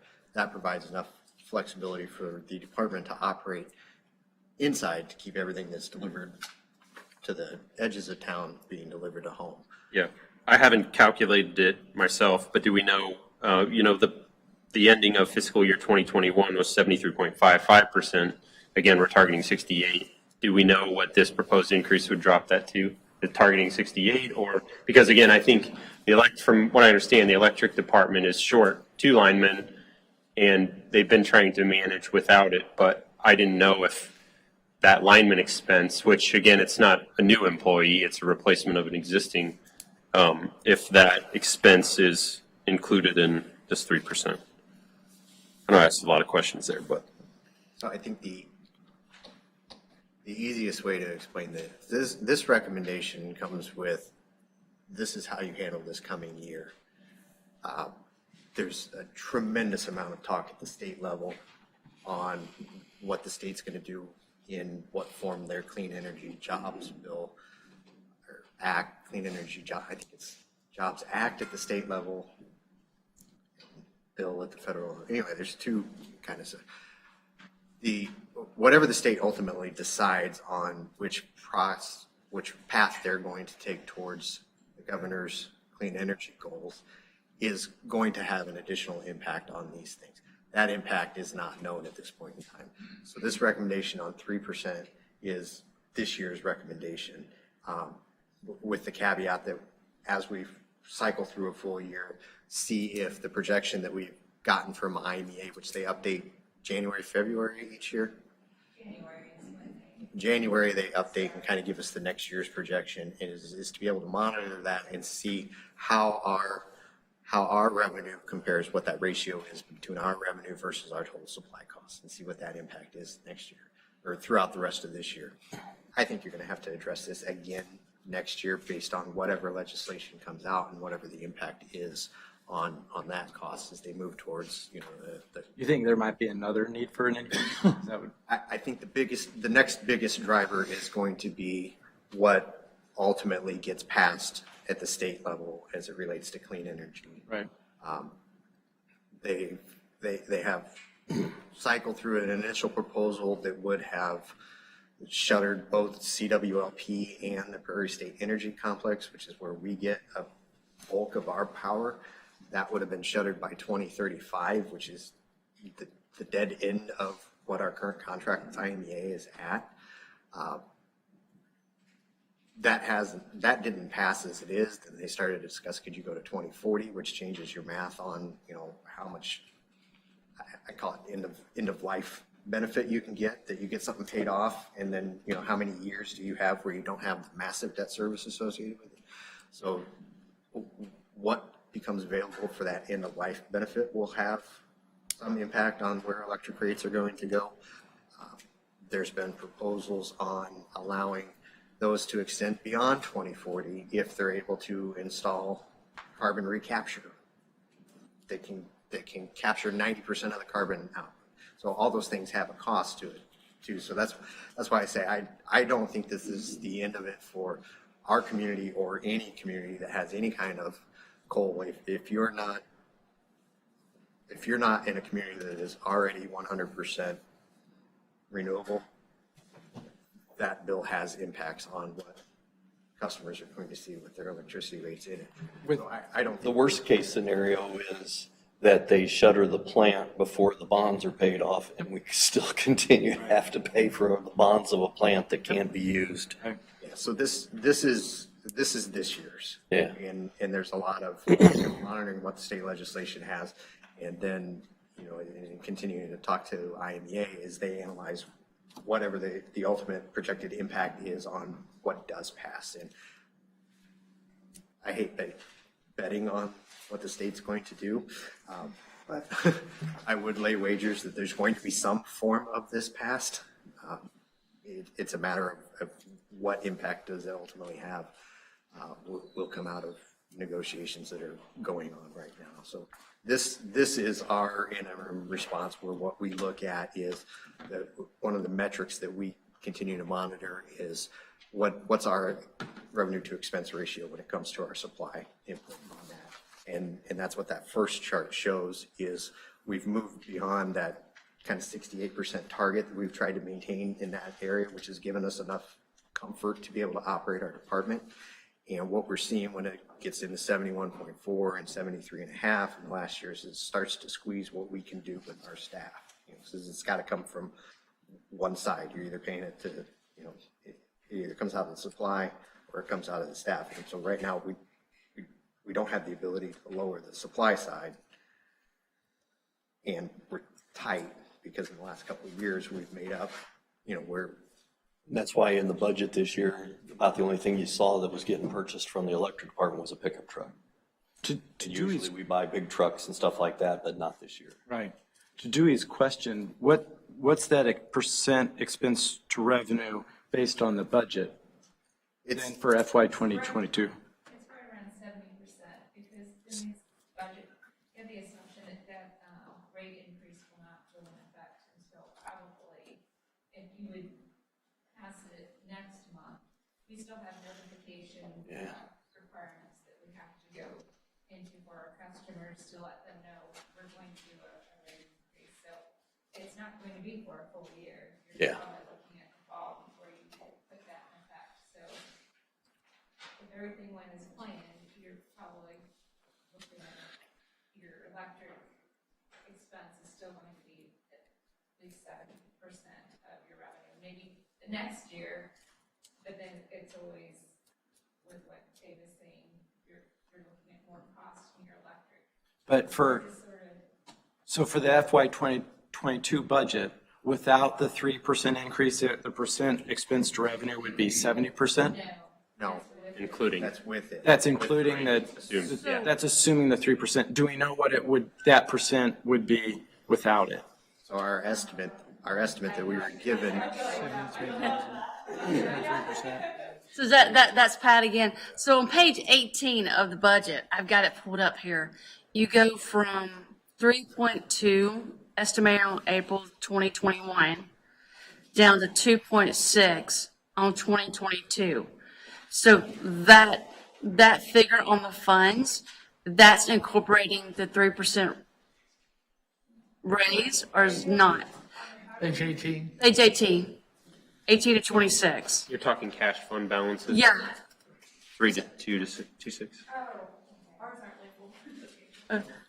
Well, Apple gave him page 18, yes. The one that's got the little red bar that says the unrestricted cash balances.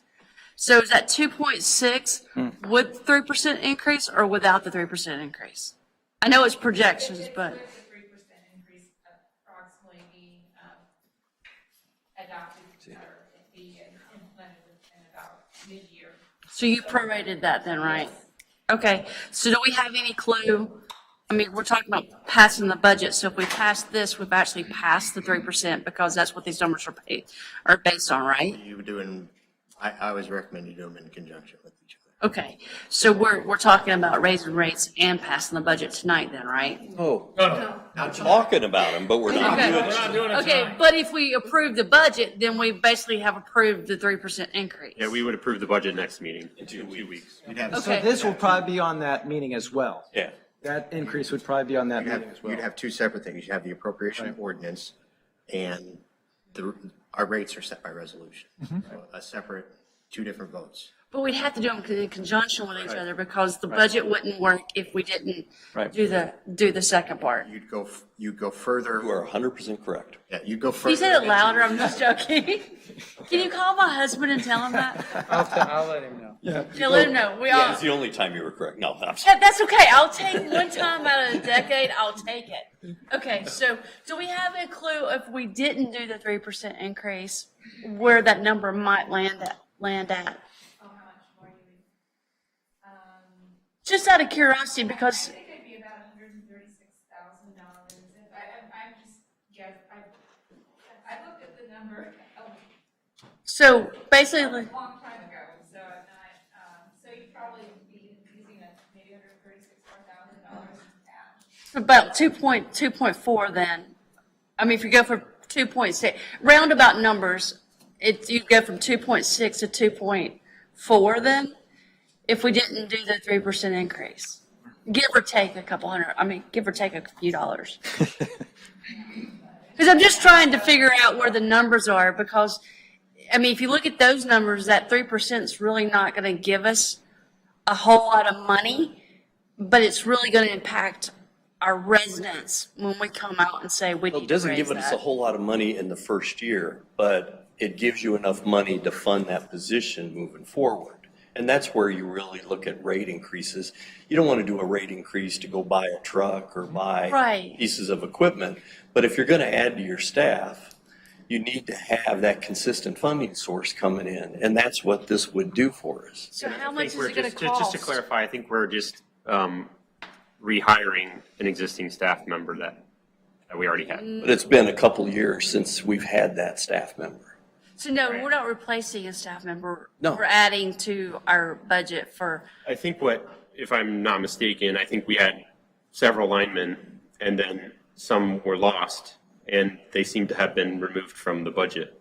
So then they Right. couldn't be replaced. So I'm just making the designation that those people existed and were needed, but they're no longer.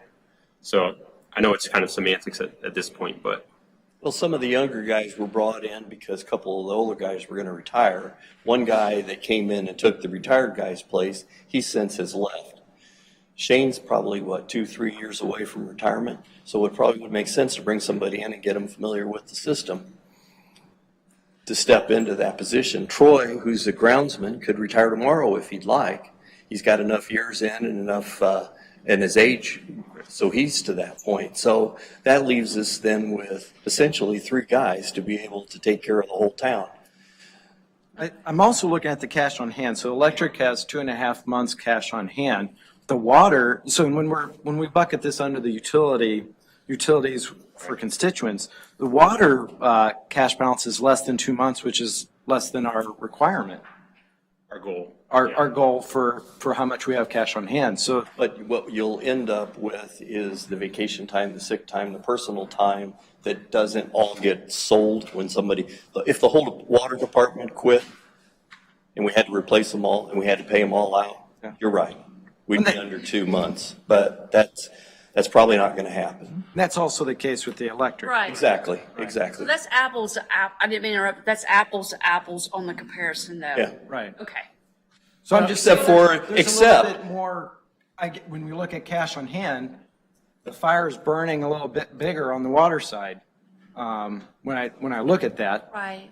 when we're comparing But apples to the apples. salaries for the electricians and what we would have to pay them out if they left is quite a bit higher than the maintainers that take care of the water department.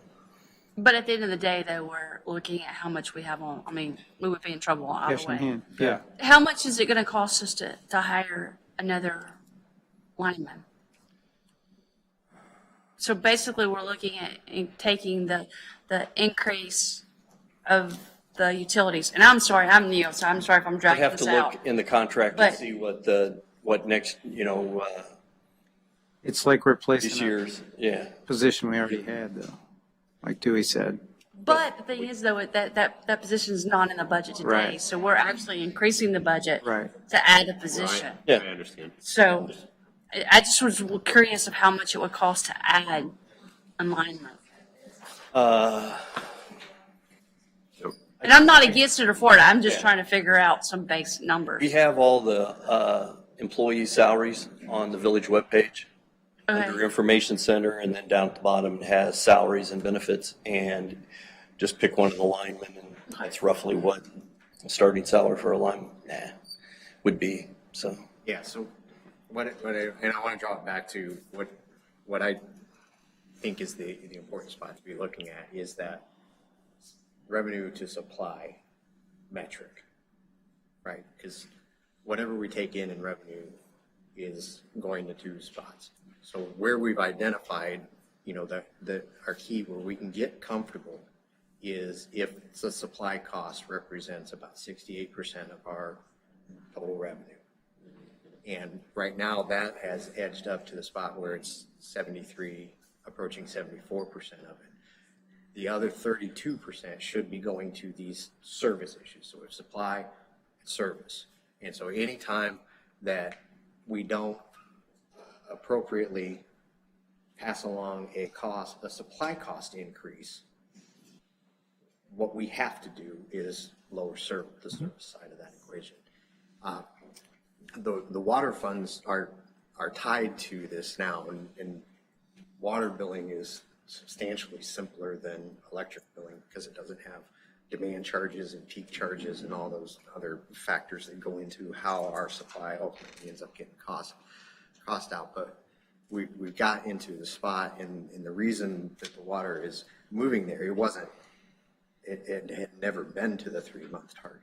It's moving in that direction. And what Sherry is explaining is you continue to move in that direction. One of the things that's dropping off of their expenses next year is that $88,000 loan repayment. On a similar basis, that's dropping off the electric revenue side too as well. So that's, again, a further press on what that was. And that'll press that ratio again, slightly further. And they have to absorb the whole salary for their located. So what we tried, what I suggest, and the reason that we suggest doing this now and then continuing to monitor, what impacts future legislation is having on this, and revisit this again, come January and February months when IMEA has another projection for the coming year, is to continue to rerun these calculations, see where these things are, and get this done. What I don't want to get to a spot is change, the 3% into 6% in a single year. I'd rather be moving at smaller steps than larger steps, and we've seen that. If you look back in village history, there was spots with utilities, whether some years it was water, some years it was electric, and there's a challenge, and I know it's not an easy vote ever to take to say I have to increase a rate, but those tough choices would be deferred for years after year after year. Matt, and you probably experienced some of these. Yeah, because we ate those costs in the past. We ate those increases in the past. And then what you would see suddenly is, instead of a gradual nudging, you see this big wild jump. 4.5. 4.5. Yep. 5, 6. What was the biggest one you saw, Pat? You tax your memory. In what? In either Either water or electric, when we ate the cost and then had to raise it anyway. Springfield was notorious back in the day Yeah. of raising our water rates, and they wouldn't tell us till 6 months after they had raised it. Yeah. But we still didn't pass along that increase either. And we did, except the norm back in those days was you could raise electric rates because it's only pennies on the dollar, but nobody liked to have their water rate raised because it affected the water as well as the sewer. Yeah. I guess I have one more question, and I promise, well, I'm not going to promise this. I'll hold you to it already. I know, I'm sorry. I should not let the new kid on the block. So I'm hearing one side that we're proposing the 3% raise so that we can offset and bring that expense revenue down to 70 or 68%, right?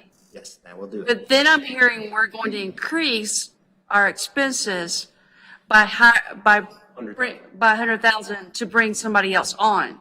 So therefore, if we're doing 3% to raise it, to bring it down, that's really not going to bring it down if we bring up our expenses.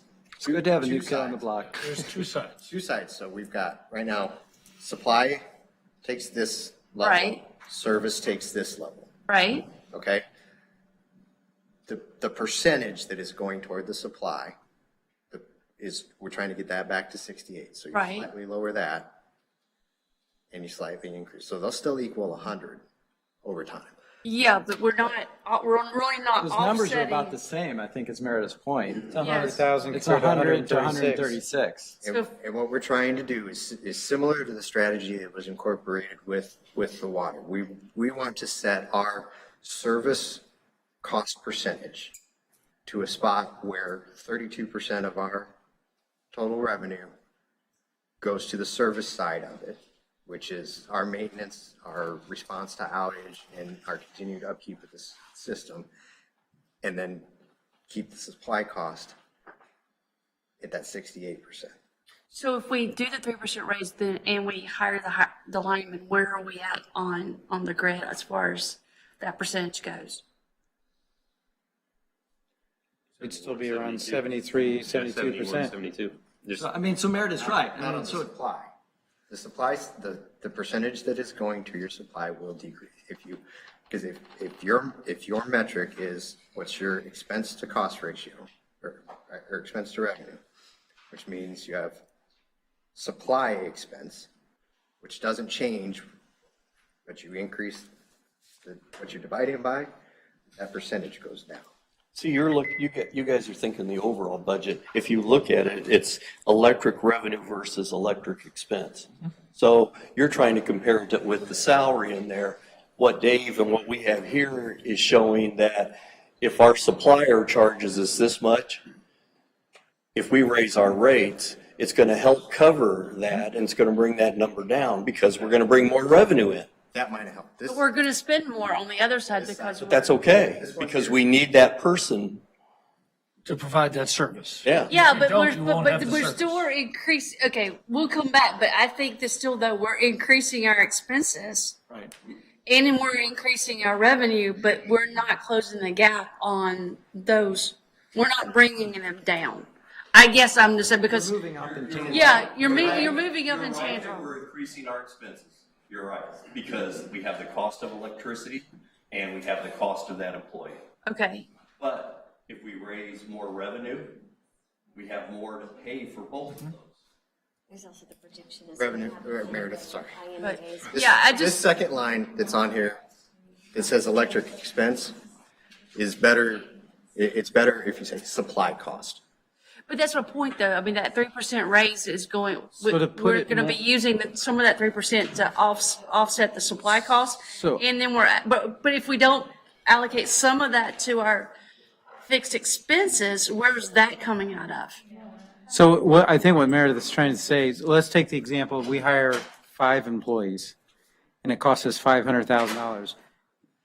It's still, our ratio might not change, like you're saying, the ratio, but our cash position is way worse. Because we've got to raise that 500,000 And we're worried about the cash position, right? This proposal, and the reason this is keyed off of this metric. 32% of our revenue allocated to our service side has provided us with a ongoing comfortable position where we can operate our department and maintain the service levels that we try to maintain. That accounts for our staff, that accounts for the maintenance of our system, that accounts for responses in storms. What you're seeing over the last 2 fiscal years is the pressure that more and more of the revenue is taking up The service. and creeping into that service side.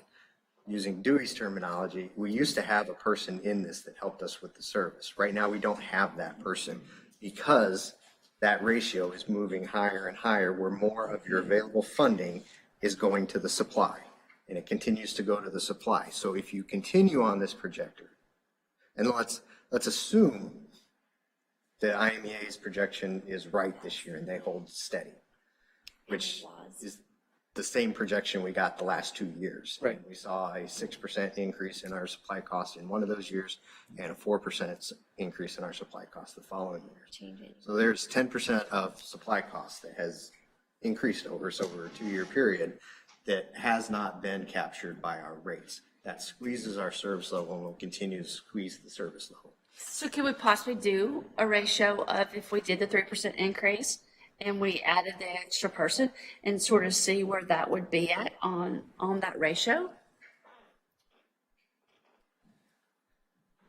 He's saying that hiring the employee never Service- affects that ratio. Service, yeah, when all you're comparing is how much of your revenue goes to supply, what you do on the service side doesn't affect that ratio. It's not going to change it. Because my top number is supply cost divided by total revenue. Okay? And that's going to give you this target ratio that we're looking at. Okay. That's it. So if I increase the bottom number, the percentage gets lower. And that's all, when you talk about trying to hit that metric, that's what you're looking at. Okay. Maybe we can show me numbers later on and I'll We can- hold up we the can- rest of the. yeah, we can walk you Because I don't see how that's mathematically. I can't grasp that with just out their numbers. Seems like just a simple question where we'd just be able to see that with that percentage. So if you estimate what your total revenue is going to be, it's one of those metrics you try to chase it and hit it. But if you're able to estimate this exactly for a year in advance, you're in the wrong line of work, I will tell you that. We're just using the budget so that we could see if we're sitting here budget time a year from now, and we could see if we would have done X, Y, or Z, what we estimated, and then we could compare. We would be able to have this document to reference, this is what happened. Sherry and Kayla, you guys understand tomorrow, Thursday? Yeah, it would just be nice to be Because able to look at the That comparison 3% there of will what we're do gonna do. nothing to fix our cash balance. If we take. Unless we don't hire last year's anybody. Revenue and last year's numbers of energy, purchased. Right.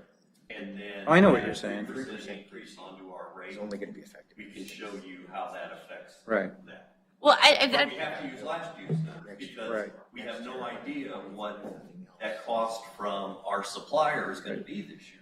well, I We have think, a rough estimate, but. I think whatever numbers you use to come up with that 20, on that page 18 we're looking at, whatever numbers you came up with to use on that 2022 projection, Yeah. I think that's where you can use that 3% increase on that.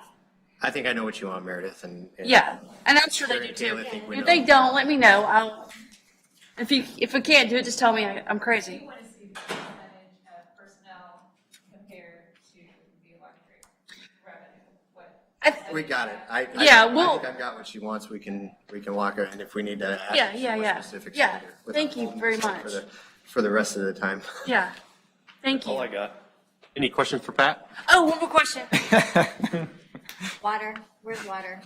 No, Spring bottle. Breckenridge and Walnuts, the fire hydrant Yeah. is still covered. Do we have an estimated time of it being fixed? We don't right now, they have a long list of projects they're working Yeah. on, and we'll get it as soon as we can. Right now, So- the valve is off, Yeah. it's not off. Yeah, but it's still sitting there with that, yeah. Can we pretty that up a little bit, put flowers around it or something? I'm just joking. But, I'll push them a little bit in the morning, see if we can get them fixed. or just an estimated time for the residents of Breckenridge, because I know they take pride in that beautiful Just take a nice interest. painted one and then just set it on the ground right next to it. Okay? No, I didn't say that's Because the it doesn't flowers. work. That's why we have it bagged. You I know that, but And there's no houses there to burn down. I know, but I don't think it's fair to leave that bag up there without an estimated time of when that bag's gonna be gone, because they do take pride of that. The reason the bag's there is if somebody had a fire. and No. Hooked up to it and it doesn't work, that tells them, don't hook up to this, it doesn't work. So, but I do agree with you, it's an eyesore. Yeah. I'll, check with JD in the morning and see what time frame you have, I can email it. Yeah, just a time frame would be great. Okay. Thank I you. had others that asked too, if you could copy me, thank you. Any other questions for Pat? I do have one. And it could have just been looking bad and they mowed it, but is there any development plans or anything in the works for that eastern piece of that Breckenridge property in the front, or did they just mow it? They just mowed it. Okay. And they're still planning to do a development there. Yeah. But they are having property line issues with the neighbors in Breckenridge, and that needs to be worked out before they start breaking ground. Yeah, exactly. But I would, since Mr. Young did not have them plant that, he still plans on doing something this year. Okay? For I-3, for the broadband, are they boring into town? Yes, they are. Who's, okay, Yeah. because a lot of people are. They're all over the place. Do we have any, has anyone started being able to access, like sign up with them yet, or have they? I think they're taking signups as soon as they get done. I know, I know people. But I don't know if it's turned on yet. Right, I didn't know if they've updated you. Do you have them in Springfield? Any other questions for Pat? Oh, Springfield. If I can, I'm going to actually skip to item 5, Public Properties and Recreation Committee discussion. I'll come back to 3 and 4. Appreciate the patience. Under subsection 5, I'd like to just talk quickly about a proposal that we have from the Chatham Friends of the Park with respect to a dog park. I know we lost Mr. Raven. I apologize that this meeting has taken so long to get to him, but I don't know if, Dan, if you could move to maybe page on the comprehensive plan. I had the dog. It's, oh, so, lovely. Yeah, I think it was, 40? No, that's something. I know, I've been through this thing so many times today. On the comprehensive plan in particular, it's on page 16, but I want to look at page 34. If I could. again, this plan was developed through numerous meetings with the public and with the trustees and the rest of the board. And it was adopted towards the end of December of 2019, published to the website. But under the comprehensive plan for the parks and public places, there were designations as to the projects that we would like to see in short, medium, long term, and then what priority those projects were under based on all those feedbacks. And I think we have on the West Side Park there in the second column, midway through, rework the baseball fields to realign and improve drainage, which is completed. Relocate the playground closer to the shelter, which has not been completed. And then add a small fenced-in area for a dog park. So my understanding is that the Friends of the Park, through Pawsapalooza and other events, have been raising funds in the hopes of creating such a dog park. And they've actually issued a proposal to the village that we'd like to hear, and I'm asking that the board, respond to, and then that way they know what they're doing. But I know in talking in the past, the board seemed to be in agreement with a dog park, generally speaking, and seemed to be in agreement with the West Side Park. But Rollo, I don't know if you have any words to say or anything you want to share in particular about the proposal. The Friends of the Park, yeah, yes, we used Pawsapalooza, but also Light Up the Park has been a big fun generator for this. What we have, approximately 1,400 feet of 6-foot high black vinyl commercial grade fencing would be used in the area. There'd be 2 10-foot double drive gates that would allow lawnmowers to get through. And also there'd be 3 4-foot walk-in gates. The one thing that's required is that they ask for double doors so that dogs can't escape, and so there'd be one door for the people to get in, and then there would be actually 2 sections, one for small dogs and another one for large dogs. And our cost for that is $42,880 that we're doing. We also will be putting in water fountains on each side of the dogs. Right now, I've budgeted for 6 waste containment stations, and then also a large supply of waste bags and also waste can liners for them. Benches for patrons. One of our original plans was to build a shelter pavilion, and which adds cost, but also in doing more studies, I've taken that out of there because people are in there chatting and not paying attention to their dogs. And so, they'll have benches to sit around and watch them, but otherwise, they won't just be visiting, not paying attention to what's going on there. There are many rules that come in along, there are a lot of rules that we ask to do, so that signage is actually estimated about $3,000, just so that, to give everybody the rules, and then also the food containment things to sign for that, and we are going to put concrete in the entrance area, because sometimes that gets muddy, and also we'll put in concrete bases for the water fountains, because that's another area that gets muddy. If anyone has been to the new dog park at Centennial Park, one of the things that they did was basically do an 8 or 10-foot warning track at the baseball field, with like a 2-foot extension outside the fence, which would eliminate trimming. And so we would also like to do that, and that was one thing I was using the money that we were going to spend on the shelter to pay for the rock, to do that. And there's one thing, people have asked this for years. I get asked constantly. I will tell you, I have visited probably 30 dog parks in numerous states. I know in New York City, my dog has been in a dog park there, but there are some you know, we would love to have, it would be great to have 50 acres for the dog park. We don't, but this will be an ideal one. You know, it'll make the park more usable, you know, and, we have unused land there. And then we also in here, I do plan to put some trees in. And one thing, the way this is located right now, we actually will be able to capture some of those older trees that are in this area beyond the pavilion there. And so that, you know, there will be some shade at the beginning, but you know, we'll put some more in there. And then a lot of the dog parks have features for them to crawl through, and you know, and that actually runs up to be pretty expensive, and was not in my original budget. You know, and depending if we have a great cause of blues and stuff, you know, those can get put in there. But I will tell you that in a lot of the parks that I've gone to, I know there's a big one in Normal, near the softball fields that you see off of 55.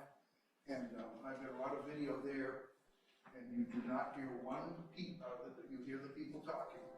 And you know that there are some concerns on these homes.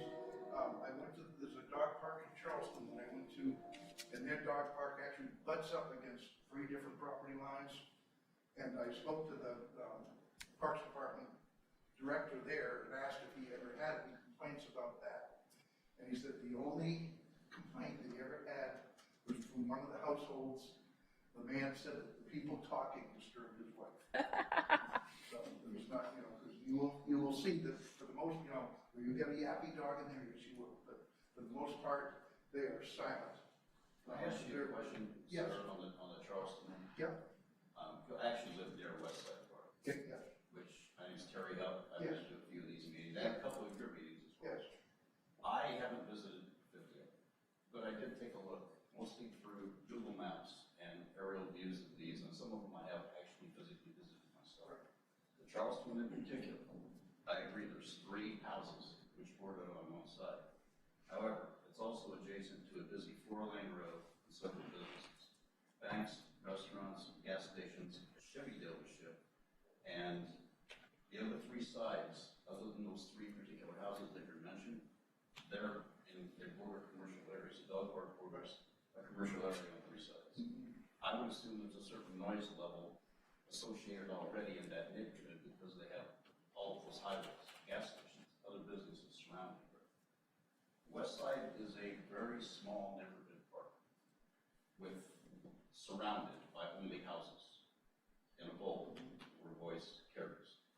And as I've mentioned, you can do a Google search about issues experienced in dog parks, not just small communities, but large ones as well.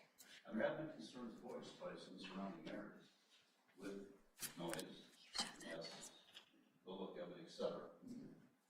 So I'm just saying that I'm looking for an apples to apples comparison sometime. If you've seen it, and you've seen that many dog parks.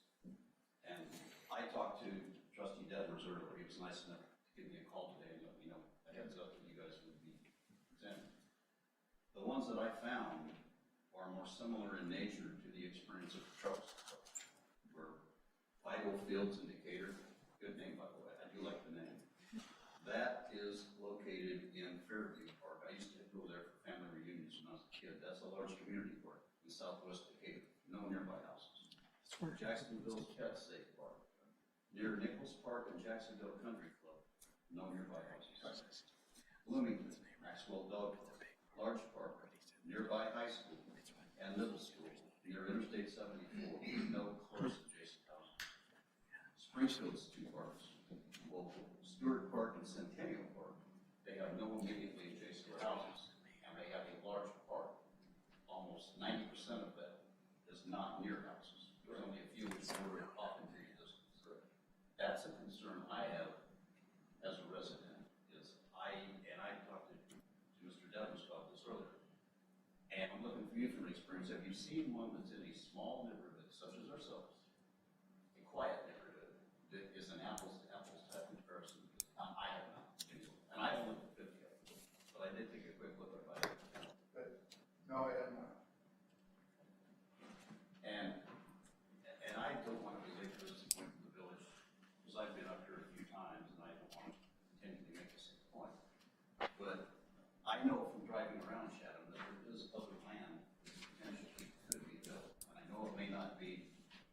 readily accessible, and it may not be the cheapest option or the easiest. But all I'm asking is, as a resident, are we making the decision that's good, not just for the village as a whole? Because I'm personally not anti-dog park, I'm anti-dog. But I want to make sure that it's a good fit, not only for the community as a whole, but for the neighborhood that we choose. And one thing I do appreciate is you guys are going to walk, I think, this week, and get a feel for what the neighbors think, which I think is good. I wish I would have happened earlier in the game before we got this far, but I Sure. appreciate that. And I really do appreciate the fact that you gave me a heads up before the meeting. So those are some of the concerns just as a resident. Sure.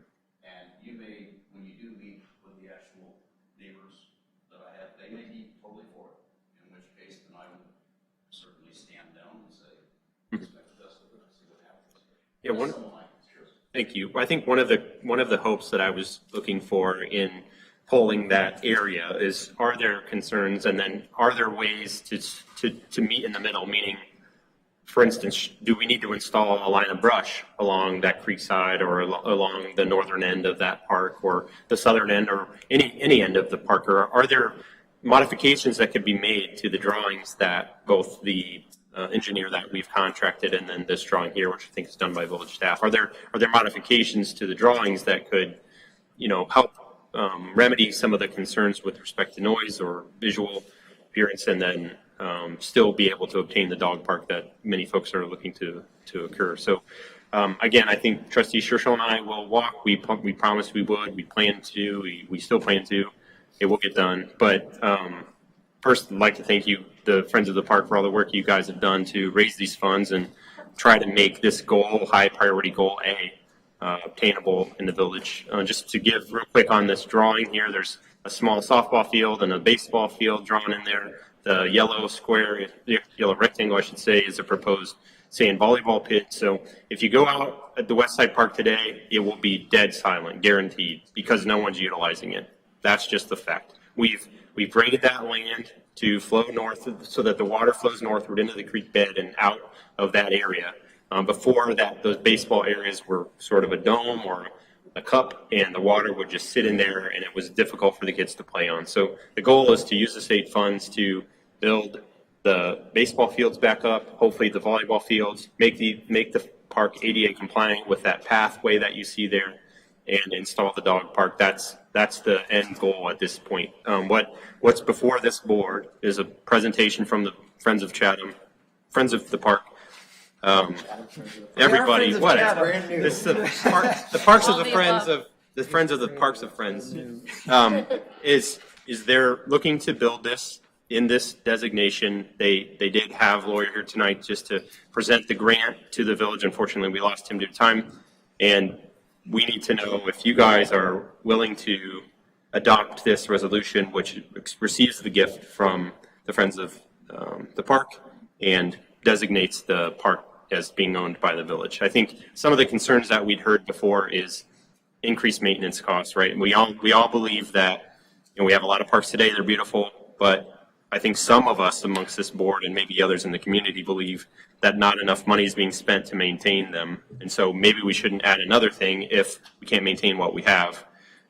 I think Rollo's attempted to address some of those concerns in limiting the increased expense that might occur here by having those bigger gates that allow the mowers to get through there. So hopefully we're not adding a significant amount of time to the staff that maintains those parks. And then Rocks around the fence. Rocks around the fence. We can put some, pet-friendly Roundup around there. So hopefully the weed eating is of minimal work. They talked about the garbage cans that might have dog waste in them. I do see that as extra work for the village. I think that you've talked with those crews in general, and they're probably not super excited to pick up poop, but I think that they probably do it for the greater good and fall on the sword. But and it's I can tell you from working like honestly, I'd like to install more of those stations all along the bike path. Because we do that as people get used to using that equipment, and I think that will help things a lot. I know the mowing guys find that stuff all over. So, this will be an educational tool, hopefully, to get people more used to cleaning up their waste. And I will think, we did consider a lot of it, you know, I mean, the village has some other land in different places, and it's just, I mean, it needs to be big enough so that they can run. I mean, there are some areas, and it's just, it was not worth spending the money, because it just, you know, it just doesn't work. You need to have, I mean, a good sized area to do it. And using that area, is there any room for expansion? I mean, we haven't done it yet, but I'm just saying, if we find that there's a huge use of the park, is there room here to? I got quotes with it, smaller to go. Okay. And again, it was outside of our budget, but we just thought that, you know, this was the plan that came, you know, from the Massey, and that was his drawing for, you know, where they thought it would be good. And so we thought we would just, you know, stick to that. So. Yeah, so at the onset of that park's comprehensive plan and before the grading took place and years prior to that, before the water had really just changed the drainage, that was a loud, vibrant park area used by a substantial amount of Chatham children when all four of those diamonds were serviceable and were usable. Over time, because of the grading, you couldn't keep those fields up in there. So as Massey did his survey work and his community outreach work, what became decided is for a temporary period of time, essentially we would take that vast area out of service, but the intention always was to return that essentially back to the people of Chatham as some usable space and not just a blank slate that we mow and, you know, and there's no real designated use to it. And no attraction feature of it to it. So taking all that input and what the available space was there, plus with what's available in all the other locations, this became the recommendation into the comprehensive plan that the board accepted. And so trying to work within that, and I don't want to speak for you, Rollo, or speak for the Friends of the Park, but the letter that we did get from Mr. Raymond on behalf of the Friends of the Park, the offer that is being placed out there is that the Friends of the Park will pay for and construct a facility as delineated in our comprehensive plan for the parks in the location delineated there, and that's the offer, that spot at that location. Will they maintain it? That's my question. It was the same question I had to the pickleball people. Will it be maintained by Friends of the Park and or Plaza-Palooza events? And they said, and they give us checks for those pickleball courts. Will those two organizations and events do the same for this park? To the extent there's young, viable volunteers like yourself, Matt, I think those things continue to happen. After we build it, it will be given to the village, and the village will maintain it. Well, in 5 years or 10 years or however many years, I don't want to see the fence get turned into crap or, you know, other facilities that are in there. And, you know, it's basically an unfunded issue for the village, you know, because, and I'm not saying it's a bad idea, but, you know, if that's the case, then you're adding more to the village's plate without offering any help, you know, to that maintenance or to that potential upkeep and issue with that. That's why I asked that. They're also adding though, because the citizens really have been asking for this for so long, and we don't have enough in our budget to pay for it. So really, you know, instead of looking at it as an adage, I look at it as a gift for our community and us to be able to, I mean, someone's giving us basically a free car. We've just got to maintain it for us to be able to get to work to pay for it. So I think that this will also help it. The question I have is the baseball diamonds and the volleyball, when is that going to be usable? I think the goal is that we use, so the state of Illinois has offered the Village of Chatham grants for, I think, generic maintenance and enhancements. And part of that, again, the Public Properties Commission met and said, hey, here's a list of 80 projects, and we prioritized them and said, hey, these are the things we want to do. Those two items, and the volleyball court is, I think, a little bit less on the priority scale. They're designated in that plan. So if we get those monies as we expect we will, and it takes time, as Jim and others have said, but when we get those funds, they'll be installed right away and promptly. And I don't know if that means this year or next year, but in the very near future, those fields will be back in play. And hopefully we'll be seeing cars like exist in this picture, because I guarantee if you go there anytime tomorrow, there won't be one single car there. And that's just from a parks guy, like loves parks. I want to see them being used, and right now it's just not. And I think this is an opportunity to change that. I think when y'all walk on Saturday, you need to impress that we have future plans for this, so that they don't wake up one day and just see what we've got built out there. Maybe they need to see the future of where we see that park, because, you know, if we add the dog park, we're going to be adding kids out there. We're going to be adding activities out there. So for the residents around it, you're going to have more activity out there. So they just need to be aware of that. Hey, this is sort of, if we do this, this is part one, and this is where our overall vision's going. Yeah. That was the great thing about Massey and Massey's presentation. How many people walked through that? I don't remember. There were quite a hundreds, few I think, if members who I walked don't through that. mistake, through the library during that period. But yeah, I agree that we want to present in talking with those citizens on the polling, we want to present them. Yeah, that it's coming. That's the intention, when walking with trustee Detmers, to go out there and have that conversation, because that's an area that's going to be by them, so that they're Right. informed, and we can hear their concerns directly too. That's always been my intention as a trustee, to do that. That, I know it's not visible on this map, but I've been out there recently with my kids when they're getting together with their friends just north. Will it still be accessible? There's some playground equipment. Yeah, The the bridge bridge is further to the top. But is that still there or planned to be there? Yeah, so if you look at the very corner, there we go. Oh, not that far. No, he changed maps. Yeah, Oh, Dan, you're doing a great job tonight, buddy. right there on the top left.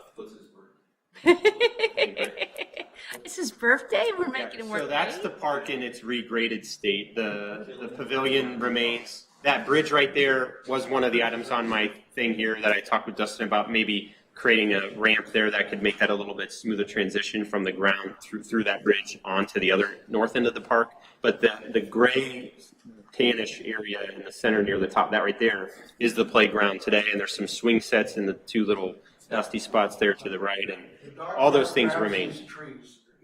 Okay. that's where the dog park would be?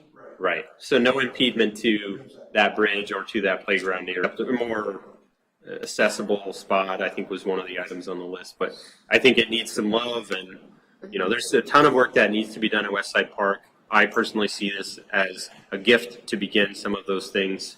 I do understand Trustee Mao's concern on the maintenance. I agree with that concern, that it's something we need to maintain and look to provision with that. But I see the Friends of the Park not leaving Chatham. Like they're going to be here. It's the same guys. They're still committed. And if something needs to do, then we do it. For all the residents north of there, there's not really a neighborhood park north of there. So that's technically the closest accessible, park for anyone when I think about that for that side of town. Right. So I think what's before this committee tonight is, do you understand the plan? Do you agree with the plan enough to suggest that Greg work with Mr. Rabin to finalize the verbiage so that we can vote and accept the gift? Or is there more work or discussion that you guys would like to have? Aside from, we'll walk and we'll present our findings at that time. I'm generally supportive, but of course I'm going to go and have that discussion along with you, with those residents along there. Right, that's what really matters, is how do they feel about it going. So do we? I understand their concerns. Yep. Yeah, they have very valid concerns. How long have you lived there? I'm one of the ones who's relatively new to the neighborhood. Others have been there for a long time. Okay, so you've never really been in a part of that neighborhood when it was vibrant at any point when that park was actually used. I bike a lot. I used to go there. There's an area under the pavilion where there's a couple of big tables I used to sit when I was biking around town. Right. I kind of see that going on a few years back. Since I've moved in, though, I haven't seen the baseball fields and everything else now. Okay. There used to be 4 fields that were busy all the time. I'm supportive, but when I hear what your guys' We'll do. So we'll walk, we'll share our findings. In the meantime, Greg will work with Mr. Raven, finalize the language. That way, come next meeting, we can share what we found and make a vote on whether or not to accept. Again, thank you for the Friends of the Park. Okay. Unfortunately, I will be out of state at your next meeting. Well, that's, At a dog park? right? that's a bad idea. Are you at it? Jackie, you got the dog park, right? He will be swimming in Lake Michigan. Okay. All right, Huge dog park. It's a very big dog park.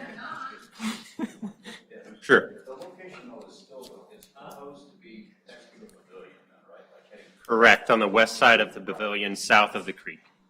south. Right, not further east of the pavilion nor north of the creek. Yep, just that rough area right there. I think on the fence, we ran it, I think, directly off of the corner of that building. Very little. Yeah, so a little less north, I guess, is what you're saying. Yeah. Where's your house on the map, if you don't mind me asking? Where's your house on the map, if you don't mind me asking? Well, I mean, I'm similar to the area you're talking about back to like New Playground area. Okay. Okay. Go back this way. Do you get many, They're in that range. many kids that come and play on that playground? Do you notice? Many kids on that playground equipment? Yeah. Does it? Okay. Good. I know as a kid, I played on that playground. I played ball in those fields. Yeah. I mean, I've been there with my Currently. kids recently. Yeah. Yep. I was just curious. Probably last year during the pandemic, since it wasn't. Right. Other areas to go to. Right. But I think it's quite a bit of use during the day, especially from, I think, the people that are in the neighborhood. Sure. We do appreciate your voicing your thoughts, though. Thank you very much. And Rolo, I just want you to know, I like a dog park idea. It's not a bad idea. I just want to make sure we're not getting, things thrown on our plate that, become issues down the road. Because I can't look just here. I have to look further down the road and say, I mean, they're cutting the grass now, they will cut it then, I mean, there will be, they'll have to pick up. Yes. Bags, but, I mean, hopefully the fence is gonna be in I don't want to be the little man on concrete anchors. in the parks. Yeah. Go anywhere. Anyway, any other? Thank you guys very much. Yeah, thank you for all the hard work. Thank you, guys. Because I know we have cameras, as far as I know, we added them to the shelter out there because they were destroying the bathrooms and messing them up out there, West Side Park. Is there any plans to put some kind of cameras in your budget on the dog park so we don't have issues, kind of nip those issues in the bud before they become an issue? Or can the ones that are already at the shelter cover that dog park area? I don't think there are the cameras anymore out there. I think we now have automatic light sensors that can detect motion, and they come on in the dawn or whatever. There were some citizens that were concerned about some malfeasance occurring there at night with the teenagers or whatever those kids do. But there are lights down there, but no cameras on the entire park that I'm aware of. That's something we can cover. Vandals, please don't listen to that. Yeah. But again, appreciate your time. There's a lot more stuff on our agenda. You won't offend us at all if you leave, but I appreciate you coming. The next item under the Public Properties Commission, I'll just knock this out real quickly, and then we can move on to the other items 3 and 4. But I wanted to let the board know that there is a significant interest in a farmer's market in Chatham. The Public Properties Commission met, discussed it a little bit. I've been reaching out to Taylorville to understand how their farmers market works. I did reach out to Springfield, but unfortunately they didn't get back to me. Rolo, as the chairman of the Public Properties Commission, knows a lot of people, and they got back to him. And he asked a bunch of questions that we have kind of queued up, and it sounds like it's going to be a lot more work than what it sounds like to do it right, and I think we want to do it right.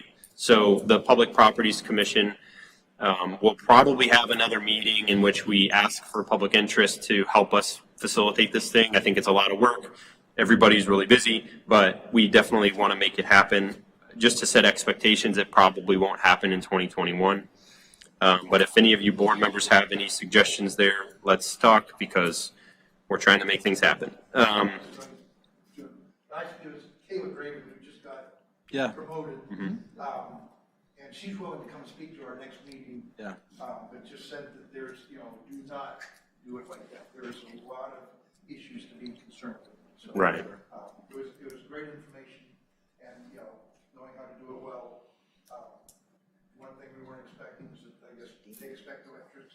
They have Yeah, electricity, that type of thing, you know, right. Just think you need to worry about. Yeah, we've got a list of, we won't go through them, but just with various concerns that we have. And, you know, there's things on there that I guarantee you haven't thought of that we probably should be working on. So anyway, farmers market. Well, and I've got some contacts at the Illinois Stewardship Alliance, and I believe they work with all the farmers markets in the state of Illinois, so I can reach out to them.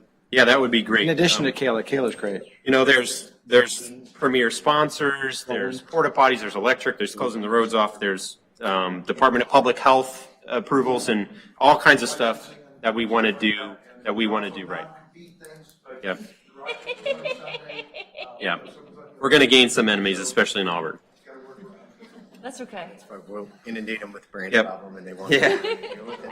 Little distraction We'll keep 'em over busy. here, and then we'll hit them with the Keep 'em branch. busy, yeah, exactly. Yep.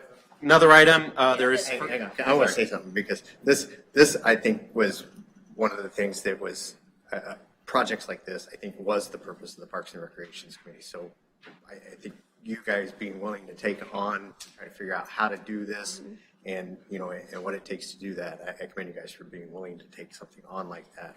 I really think that's one of the greatest purposes of that committee is community volunteer-minded folk getting together to figure out how can we energize spaces in our town that doesn't necessarily require full-time staff positions.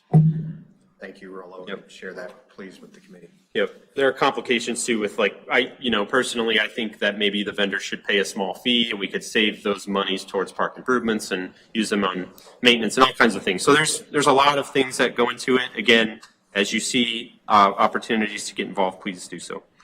Next item, just talking quickly again, there's some folks interested in a skate park. They continue their efforts to raise funds. They're looking at another opportunity for maybe a walk run. So again, people out there wanting something and then going and doing something in order to make it happen. I want to continue to applaud that because that's how a lot of things get done. Another item we talked about at the public parkers last night was we have this land where, Dan, if you could go to page on the comprehensive plan, page number 52 at the bottom. We have this goal that's it actually will provide for multiple benefits, but there's a goal to put a activity pond / storage retention, water retention pond at the Village Electric site. There's a lot of flooding in that Parkview neighborhood just north of that drawing. And those residents have been incredibly patient with the village as we try to solve this water problem, but it is a big problem. It will take several $100,000s to build this park. In the meantime, there's a group of folks that would like to see that land be better utilized. So I wish to talk with Pat and also the village engineer if required to potentially look to make that area a land for more wildlife. That if you look at the comprehensive plan in South Park, the whole creek that goes through South Park, the idea or the concept was to put that back to nature. Don't try to control the water, you're going to lose. Instead, let's let some tall grasses and some snakes. Rollo wants to follow the snakes around. He loves snakes. But anyway, they really want to install some milkweed and other plants in that barren land there on the bottom left. And I don't see why we can't, at this point, we don't have the funds to build the pond, but I don't want them making a significant investment that will then destroy with some bulldozers when the pond does happen. So I want to talk with the village, but there are a lot of folks that want to bring that area back to nature a little bit in the meantime, rather than just ugly grassy weeds that exist today. Lastly, on the public properties is just again, I mentioned that at Westside Park, there's that ramp. And I did talk with Dustin about maybe looking for opportunities to make that ramp a little smoother so that bikes can travel over that bridge easier. And I think that's something that we can look into. And that's pretty much the summary of the Public Properties Commission. Yeah, I met there today. We're coming up with some ideas. Beautiful. For a temporary fix before we get concrete there to do it right. Awesome. Yep. Yeah, it's pretty big, like 8 inches at least. Yeah. Trying to get on that bridge. Yeah. And so again, we want people to use it and make it as as accessible as possible. It could be great for the roller skate part. Yeah. Yeah, so any questions about public properties before we bounce back to number 3? Very thorough. Thank you. Number 3, boil order postmortem. This was something that I know there was a lot of talk on Facebook, and I personally had conversations with others. And I just want to make sure that we're all on the same page with respect to what happened in the boil order and what steps we can take to potentially reduce that likelihood in the future. One of the items that I just want to touch on before we start is that I know that we have the e-alert system, so I hope every resident signed up for that and utilizing that service. My personal opinion is that I'd like, when something's so grand, I would like a couple more updates just so that people know where we're at. I think going into the evening that night, people weren't sure if we were still on or how long it might be. And so just not to Monday morning quarterback, but the more we communicate, I think the better. And hopefully the rest of the board agrees there. But Pat, I know that you had gathered kind of a schedule of occurrences that day and what happened. And is there any sort of lesson that we can learn or take from this, or is there anything that we want to make sure the citizens are aware of, or that what we're working on? As far as on the citizen side, they did the right thing. When water pressure dropped down low, they called us and we looked into it. The lesson that we learned was our SCADA system, when that lightning struck that piece of equipment and caused it to go out and wipe the software from our machine, the SCADA should have told us that that happened, and it didn't. So that's the lesson learned. And Dustin is going to sit down with the SCADA company and go over our system. We have a new company that came in from Normal, and they want to look at our system and find those flaws and be able to correct those. So that's what we'll be doing. Well, with the alert system, I know, has the civic alert system been corrected? I know there's some issues. Well, what we're having to do now is send everything out as an emergency alert. And that goes to everybody that signed up. It's 4,000 people. They were in the process of upgrading the software and the whole operation. And we were one of the first ones that they were going to switch over. And they messed up our general notification group and put everybody is now in the emergency notification group. So Are they going to make it right with us somehow? I've been contacting them. They don't know what happened. All I know is that we didn't do anything. One day it was there, the next day they were all gone. Do they have a timeline of? No. And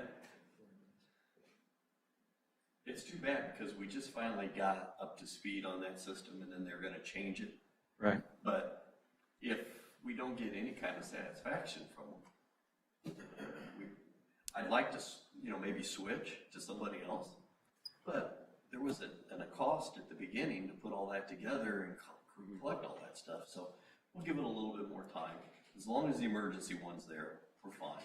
It sends it out to over 4,000 people that have signed up.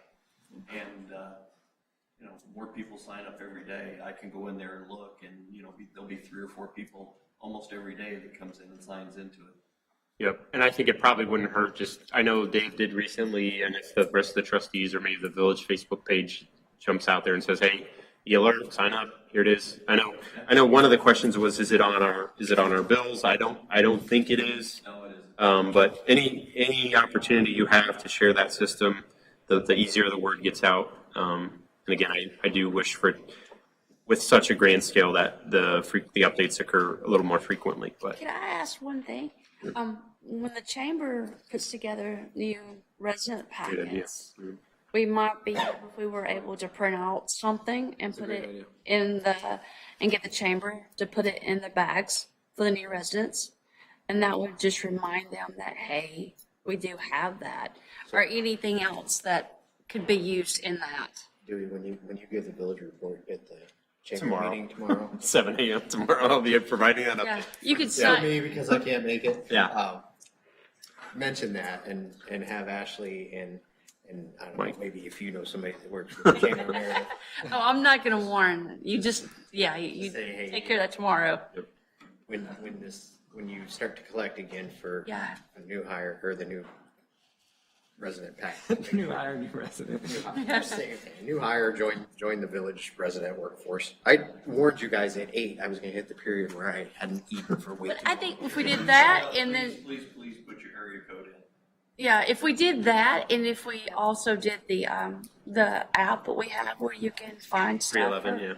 If we could just, or things you like need to know about the village when you become a resident or something, I don't know. Does it require to put an area code in or?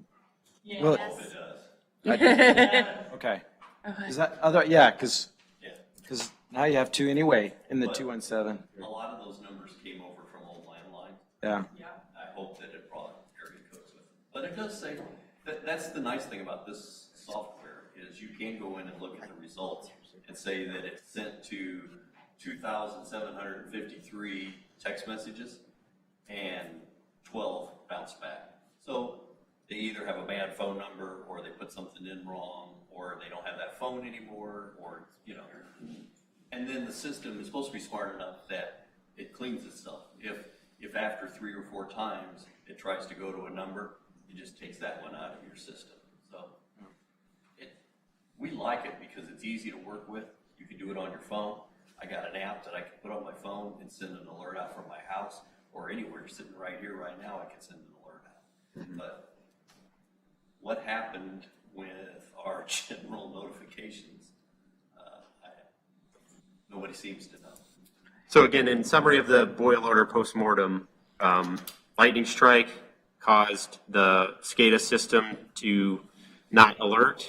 I think that not alert ended up resulting in the above ground pumps not filling the, yep. Yeah, as the tank drained out, Mm-hmm. the pumps didn't know to turn on. Mm-hmm. As soon as we got the first phone call, JD went out there, manually turned the pumps on out the pump house, and within an hour, I think the water pressure was back up. But it dropped down below 20%. And EPA asked us to put a boil order on if the pressure drops down below 20%. And that's what we did. Yeah. The thing with the boil order, they turn around, they take samples, they turn them in. If the samples come back good, boil order's lifted. If the samples come back bad, then it's what, 2 more days? I think 2 days of testing. Yeah. So it just keeps multiplying and multiplying. Right. So when somebody says constant updates, the best thing for us to tell them is you're under a boil order until you're notified differently. And that's it. If we tell you that, it's a good chance tomorrow morning you won't be under a boil order, are you going to look, or are you just going to get up and start drinking water or doing? So you're under a boil order until notified, and then as soon as we found out we weren't under a boil order, everyone was notified. Again, I'm only one person. I personally believe that, given that every single citizen and business in Chatham was affected by that, we could have said, hey, these are the, between notification at 8:23 a.m. and now here it is, 5 p.m., close of business. Here are the things we know. Here are the things we've done. We submitted the sample. That's just my personal opinion, is that we didn't have a lot of updates. And I know for a fact that many people called me and said, Dewey, what's up? When is this over? I'm like, I don't know. I want the alert. That's the information I got as well. So whether you share it with the board, whether you share it with the community, I'm just one person, but that's my personal opinion. It's a mandatory 1 day. It's 1 day to start. At minimum. But that's your. The reason it is they put the water on a filter and they wait a day and then look at it under a microscope to see if bacteria is growing. So they have to give it that amount of time to see if it grows. That's the whole point. So I guess I see what you're saying is people want more information, and I guess on our side we're seeing it as this is the industry standard that it's Right. further notice, because if I tell you 24 hours it might be okay, 100 people go, oh yeah, it's fine at 8 a.m. because they said they're gonna have a sample back, and that water is bad, and they all get sick because it's all. That's how they would interpret it too, yeah. As an Sometimes. operator, I'm always gonna tell you until further notice. We can tell you that, hey, at noon tomorrow, they're gonna pull the sample, but if one of them fails, we're in 2 days of testing, and so we have 2 days to test it. Right. So it could last 3 weeks. Right. I mean, I don't ever think it's gonna happen that way. Yeah. I think, just to Dewey's point though, like, in a general, the general population doesn't know the industry standards. They get up, they took their shower, and then as soon as everyone took their shower, it's like, maybe one spouse was able to, and by the time the other one, that's when the pressure just dropped out, and there was a trickle, and then they go to work, come back home, and it's like, what, can I use the water now? Is it okay now? They don't know. So it's just, can I use the water? Or do I still need to boil it? Do I need to get bottled water? And that's, I think, just the general idea is people go on and they're not sure, because where are we at? Just that status update. Make that come up with some kind of like Yes. time frame of how it works. We can post it like Post the industry standards. Yeah, like on like a question and answer on Yes, that's a good idea. On our website or something, and maybe we can link that when we have a or something. I have a question on the SCADA system. So that lightning hit it, even with lightning hit it, should have still sent an alert that it went down. Even with, it should have done that. So in doing the post-mortem, is there a backup system to that that's possible? That's what I said. He's dealing with the SCADA people. Yeah. To come up with a system to notify us that sensor up there got hit. So what we're doing is, I met with them today, SCADA, we had a meeting. So right now, the water tower SCADA system, anybody doesn't know what SCADA is basically, we don't even use it, but it's supervisory control and data acquisition. That's why we call it SCADA, because nobody wants to say that 100 times. But so basically, it's the brains of the system. So this is all programming in the computer that tells us when the tower gets to 36 feet, shut the pump off. When it goes down to 32, turn it back on. And that's how it works. So there's a computer in here that runs it. There's one in my office that I can review it, which I do daily. And Don't give away all the top secret information. Don't give away all the top secret information. I'm just giving, people want to know how it works. So the PLC is the part that was inside of the SCADA system, and a fuse inside of that PLC was actually fried by the lightning. And in that, it erased all the programming. So these SCADA guys that go in and actually write the program, how that works, was erased.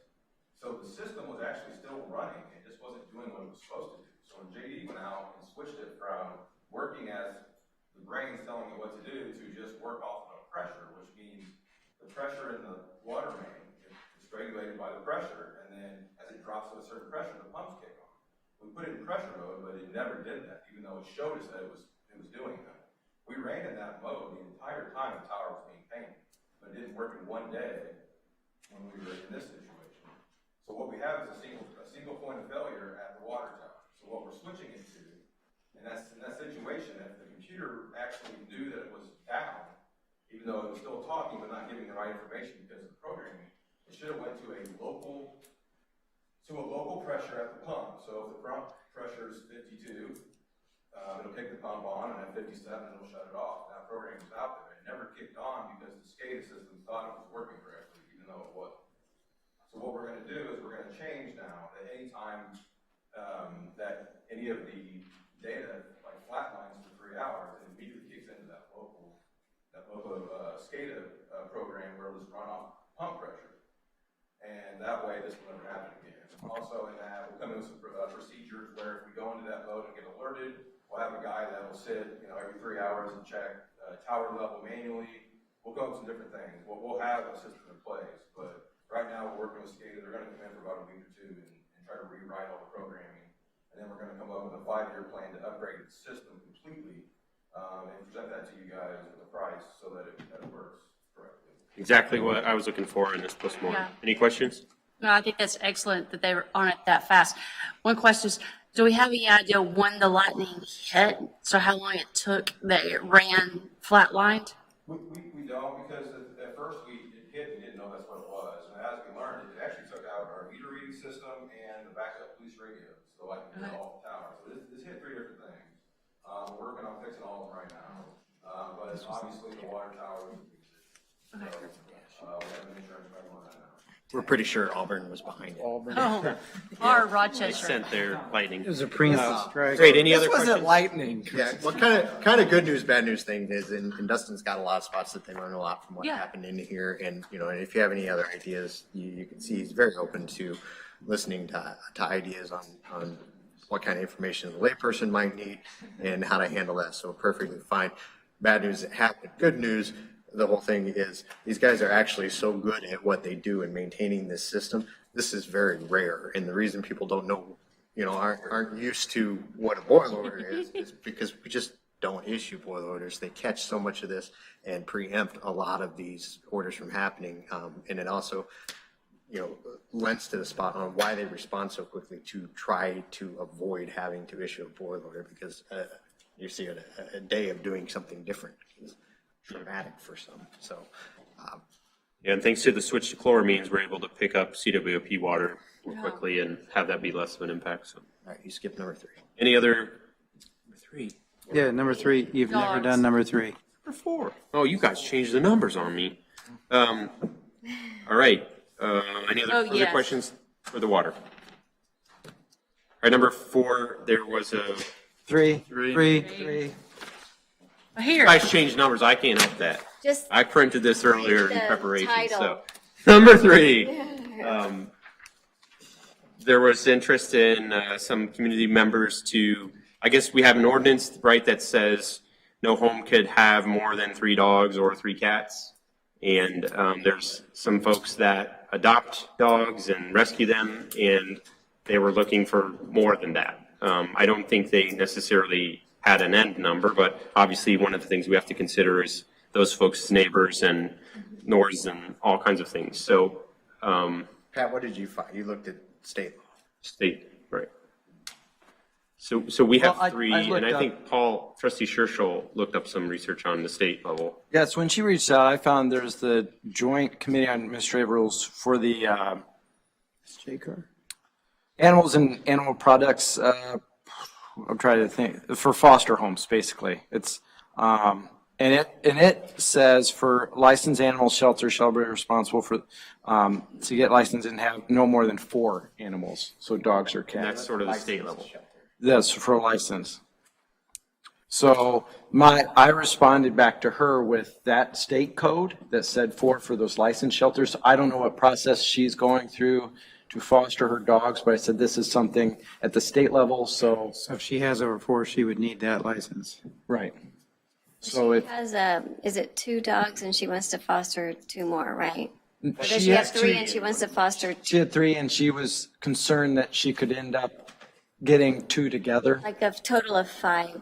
She would end up with animals? 4, 5, because she was 3, but she was concerned about getting 2 together. Right, and I was, the way I interpreted her message was that she had animals and then she wanted to 3 and she wanted to foster 1, but she might want to foster 2, and so she wanted to. I just wasn't sure where this thing was ending.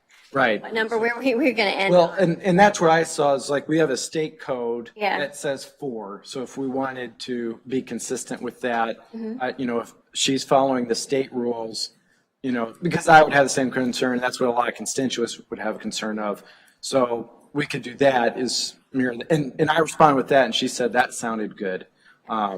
But that would just be, my thought is that we'd be consistent with that state code. And I had a little bit of back and forth with her, and she was very polite and willing to work with us. And I told her to talk to the shelter as well and see what they suggested, if she has the 3 animals already. And but no, I think 4 sounds good.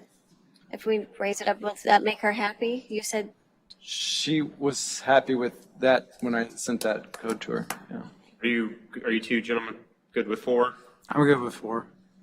You 3? Now, is that Or- 4 cats and 4 dogs? I think it was separate. I think no, we were- it's not. It's 4 animals, isn't it? Rather than push this too far, let Greg Okay. check. I'll Yeah. Give Greg some time to check your research. Because there might be some, Here. not to bring up Auburn again, but. Yeah. With Auburn tonight, it's really. Yeah. They're going to be dealing with limbs and branches. All right, so you'll do some research, you'll reach. Before, and Yeah. I'll get back to the board on it. Okay, and then we may have this on our next regular meeting to vote on if we can find things out fast enough.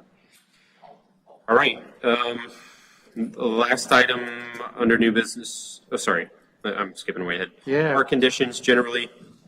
So the reason this is on the agenda, just to talk through it, is there were some concerns recently that the parks were in bad condition. I just wanted to talk through that a little bit. There were some folks that met at Community Park, cleaned it up, made it look nice. Appreciate their efforts very much. I think the more folks do that and take charge, the better, to help with the Parks Department. I think the Parks Department, if I understand right, during this time, it's like mowing nonstop when that's really the primary focus of that group. I could be wrong, but there's difficulty in keeping up with all of the items that need to be done in addition to mowing. I don't know if you guys have any questions or concerns, but one of the points that I had in this conversation was my understanding is that we didn't hire summer help. This is high school kids that come in and do things throughout the village, and they've done this for years, but we didn't choose to do that, likely due to COVID. But I don't think that the summer help was in the budget either. And I guess what I'm saying is, if the parks need it, then I think we should make it a priority via the budget or some other means to get those summer help in there to help keep the garbage at a more manageable amount, or help spread the mulch or kill the weeds or whatever the Parks Department needs to supplement during this time. That's my personal opinion. So I don't know if you guys have any comments, questions, anything you want to share or don't share. But I mean, just being a family community, and these parks are used, especially community park, and should be a priority. Yeah, I totally agree. And maybe we need to figure out, maybe it's a discussion for later on too, but we need to figure out if the Parks Department is overran and busy with, and they need help. We hired 6 summer help. They've been working for a good month now. So I don't know where it came. I misunderstood. I guess I misunderstood that we didn't have summer help. I thought we talked about that in the budget preparation for 2022 as well. Maybe I'm just misremembering, but. What are the summer help doing, Pat? Weed eating. Yeah. So who can we get to spread mulch? Who can we get to spread mulch and paint picnic tables? And so you painted picnic tables? No, we spread them all. Okay, who can we get When? the picnic tables that the village has? And, you know, because there's other things besides wood chips and mowing and weed eating. There's.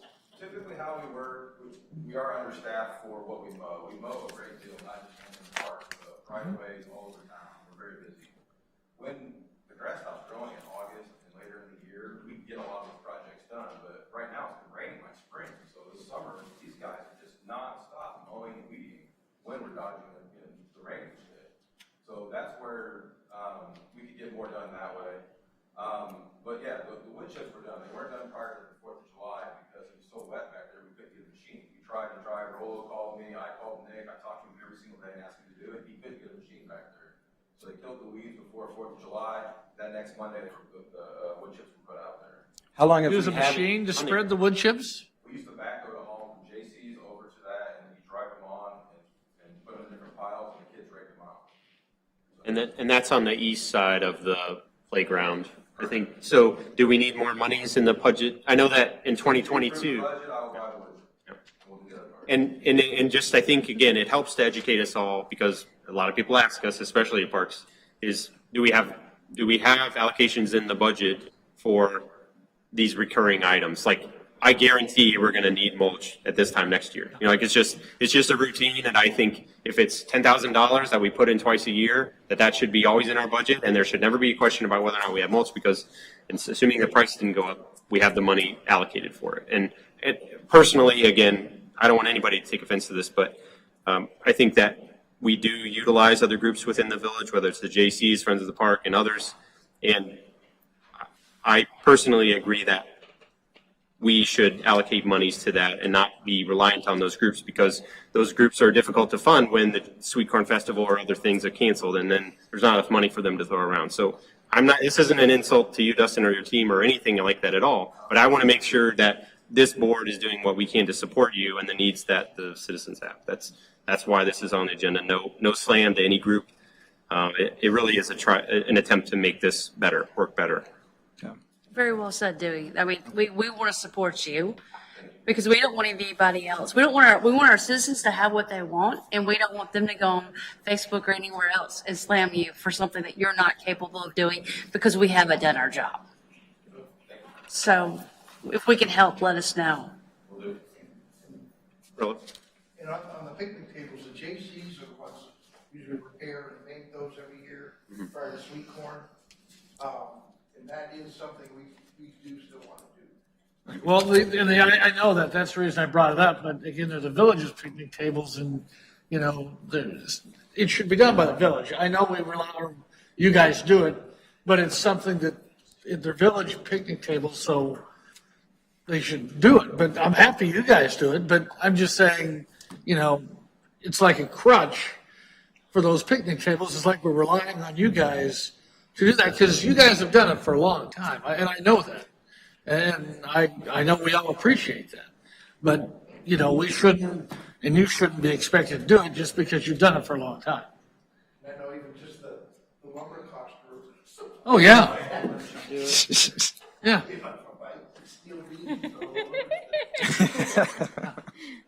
Any other questions or comments on the park conditions? Thank you for fielding those, number whatever, utility oversight committee discussion. I'm looking at the agenda on mine here, so. So, Pat, if we could move the next meeting from the August to move it to right before the committee, to hold the Monday before in the September meeting? If we could move that then. And then next meeting, I'd like to amend our ordinance. I know Trustee Mao had an interest. I had already talked to Trustee Ferguson about doing it. She has financial background, as we can tell by her questioning tonight, and we need that on that side.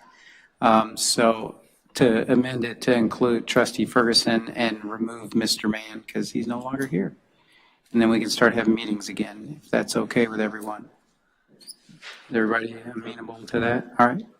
Thank you. Any other items? All right. Number 8, public comments on village business. Is there anybody? Thank you. Thanks again for those of you that stayed and watching online. No comments. Scheduled meetings. Next committee of the whole meeting is 6:15 Municipal Hall, August 10th. I do not believe we have a need for closed session under the committee of the whole, but we do have it for the village board meeting. So I would look for a motion to adjourn. I'll make that motion. Motion made by Trustee Gerger, seconded by Trustee Ferguson. All in favor? Aye. Thanks. Take notes on that. Yeah. Get a motion to reconvene. Thanks. A motion to reconvene the board meeting. I'll make that motion. I'll second. Trustee Gerger, second by Trustee Mao. All in favor? Aye. Entertain a motion to move to closed session for collective negotiating under 2C2 and personnel under 2C1. I'll make that motion. Trustee Charles made a motion. Do we have a second? Second. Second by Trustee Detmers. Mr. Clerk, could I have a roll call, please? Trustee Mao. Yes. Trustee Ferguson. Yes. Trustee Charles. Yes. Trustee Detmers. Yes. Trustee Gerger. Yes. Trustee Scherschel. Yes. All right, there'll be no further action taken by the board after the end of closed session. And happy birthday. Happy birthday, Mr. Clerk. Yes. 4 hours.